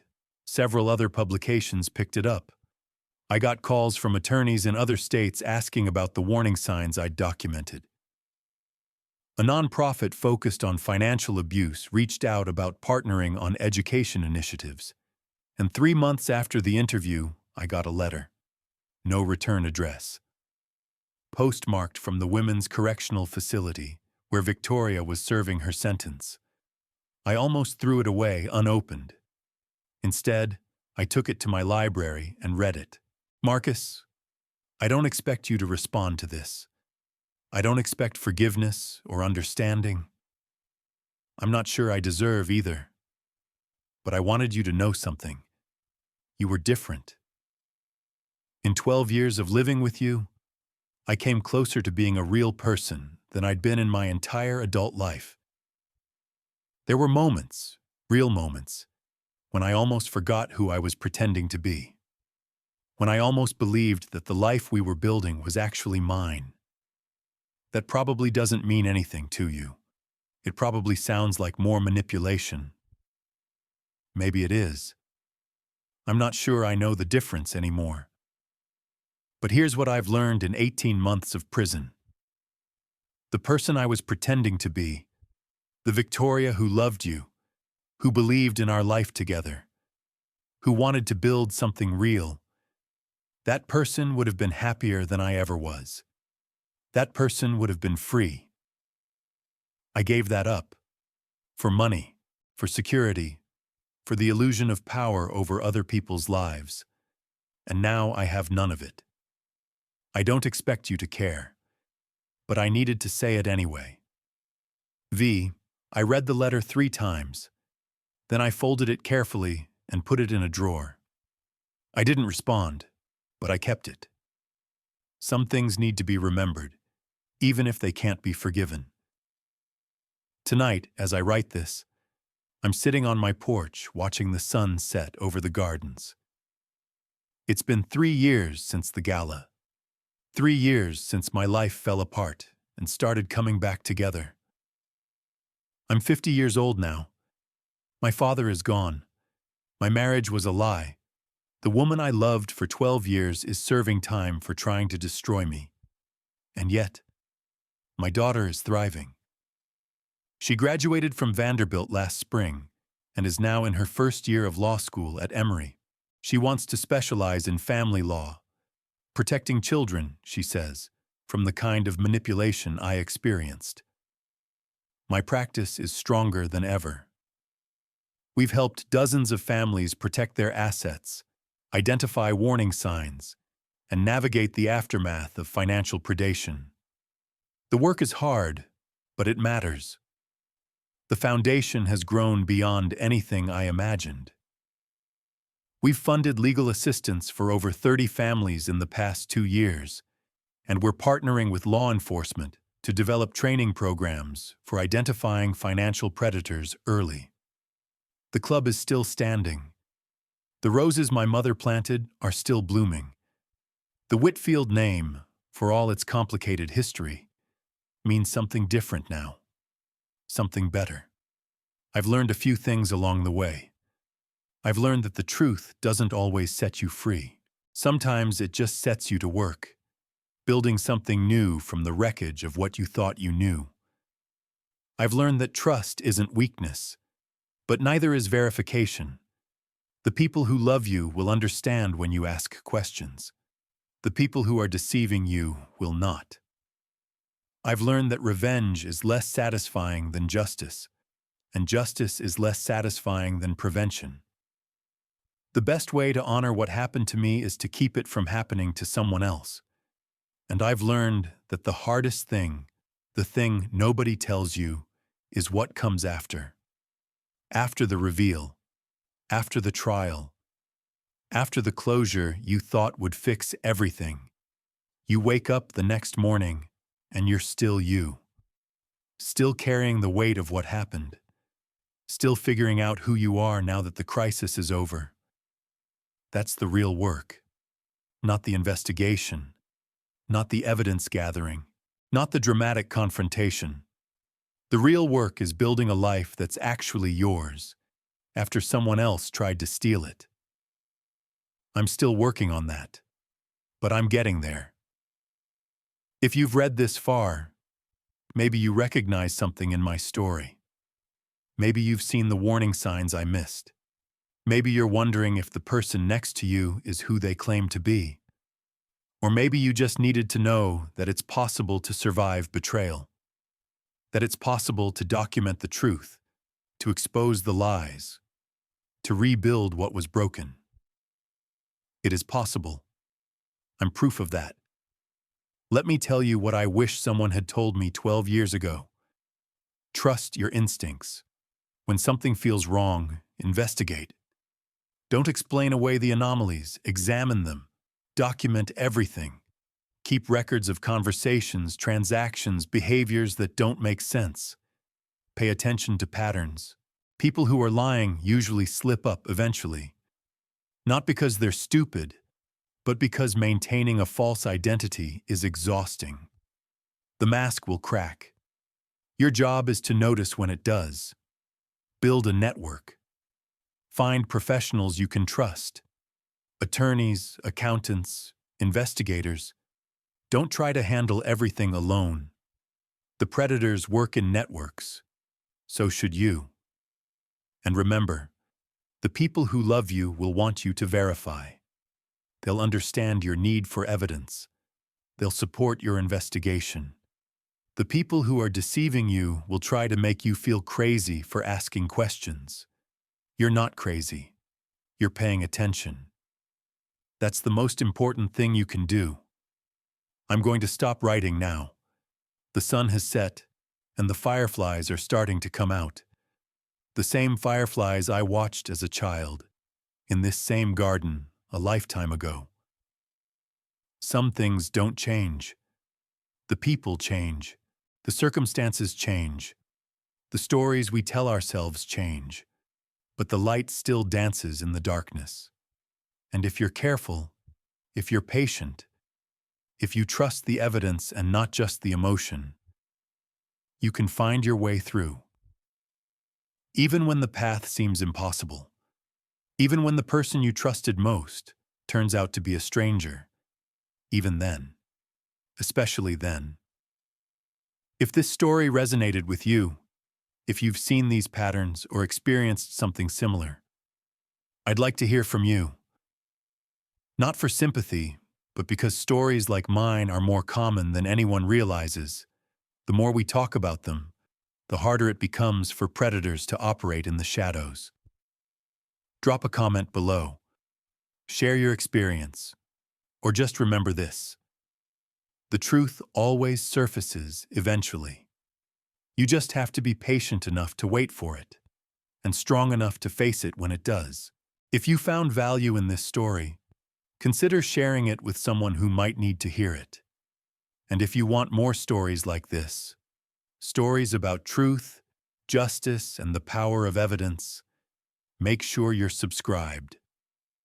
Until next time, stay vigilant, stay documented, stay free.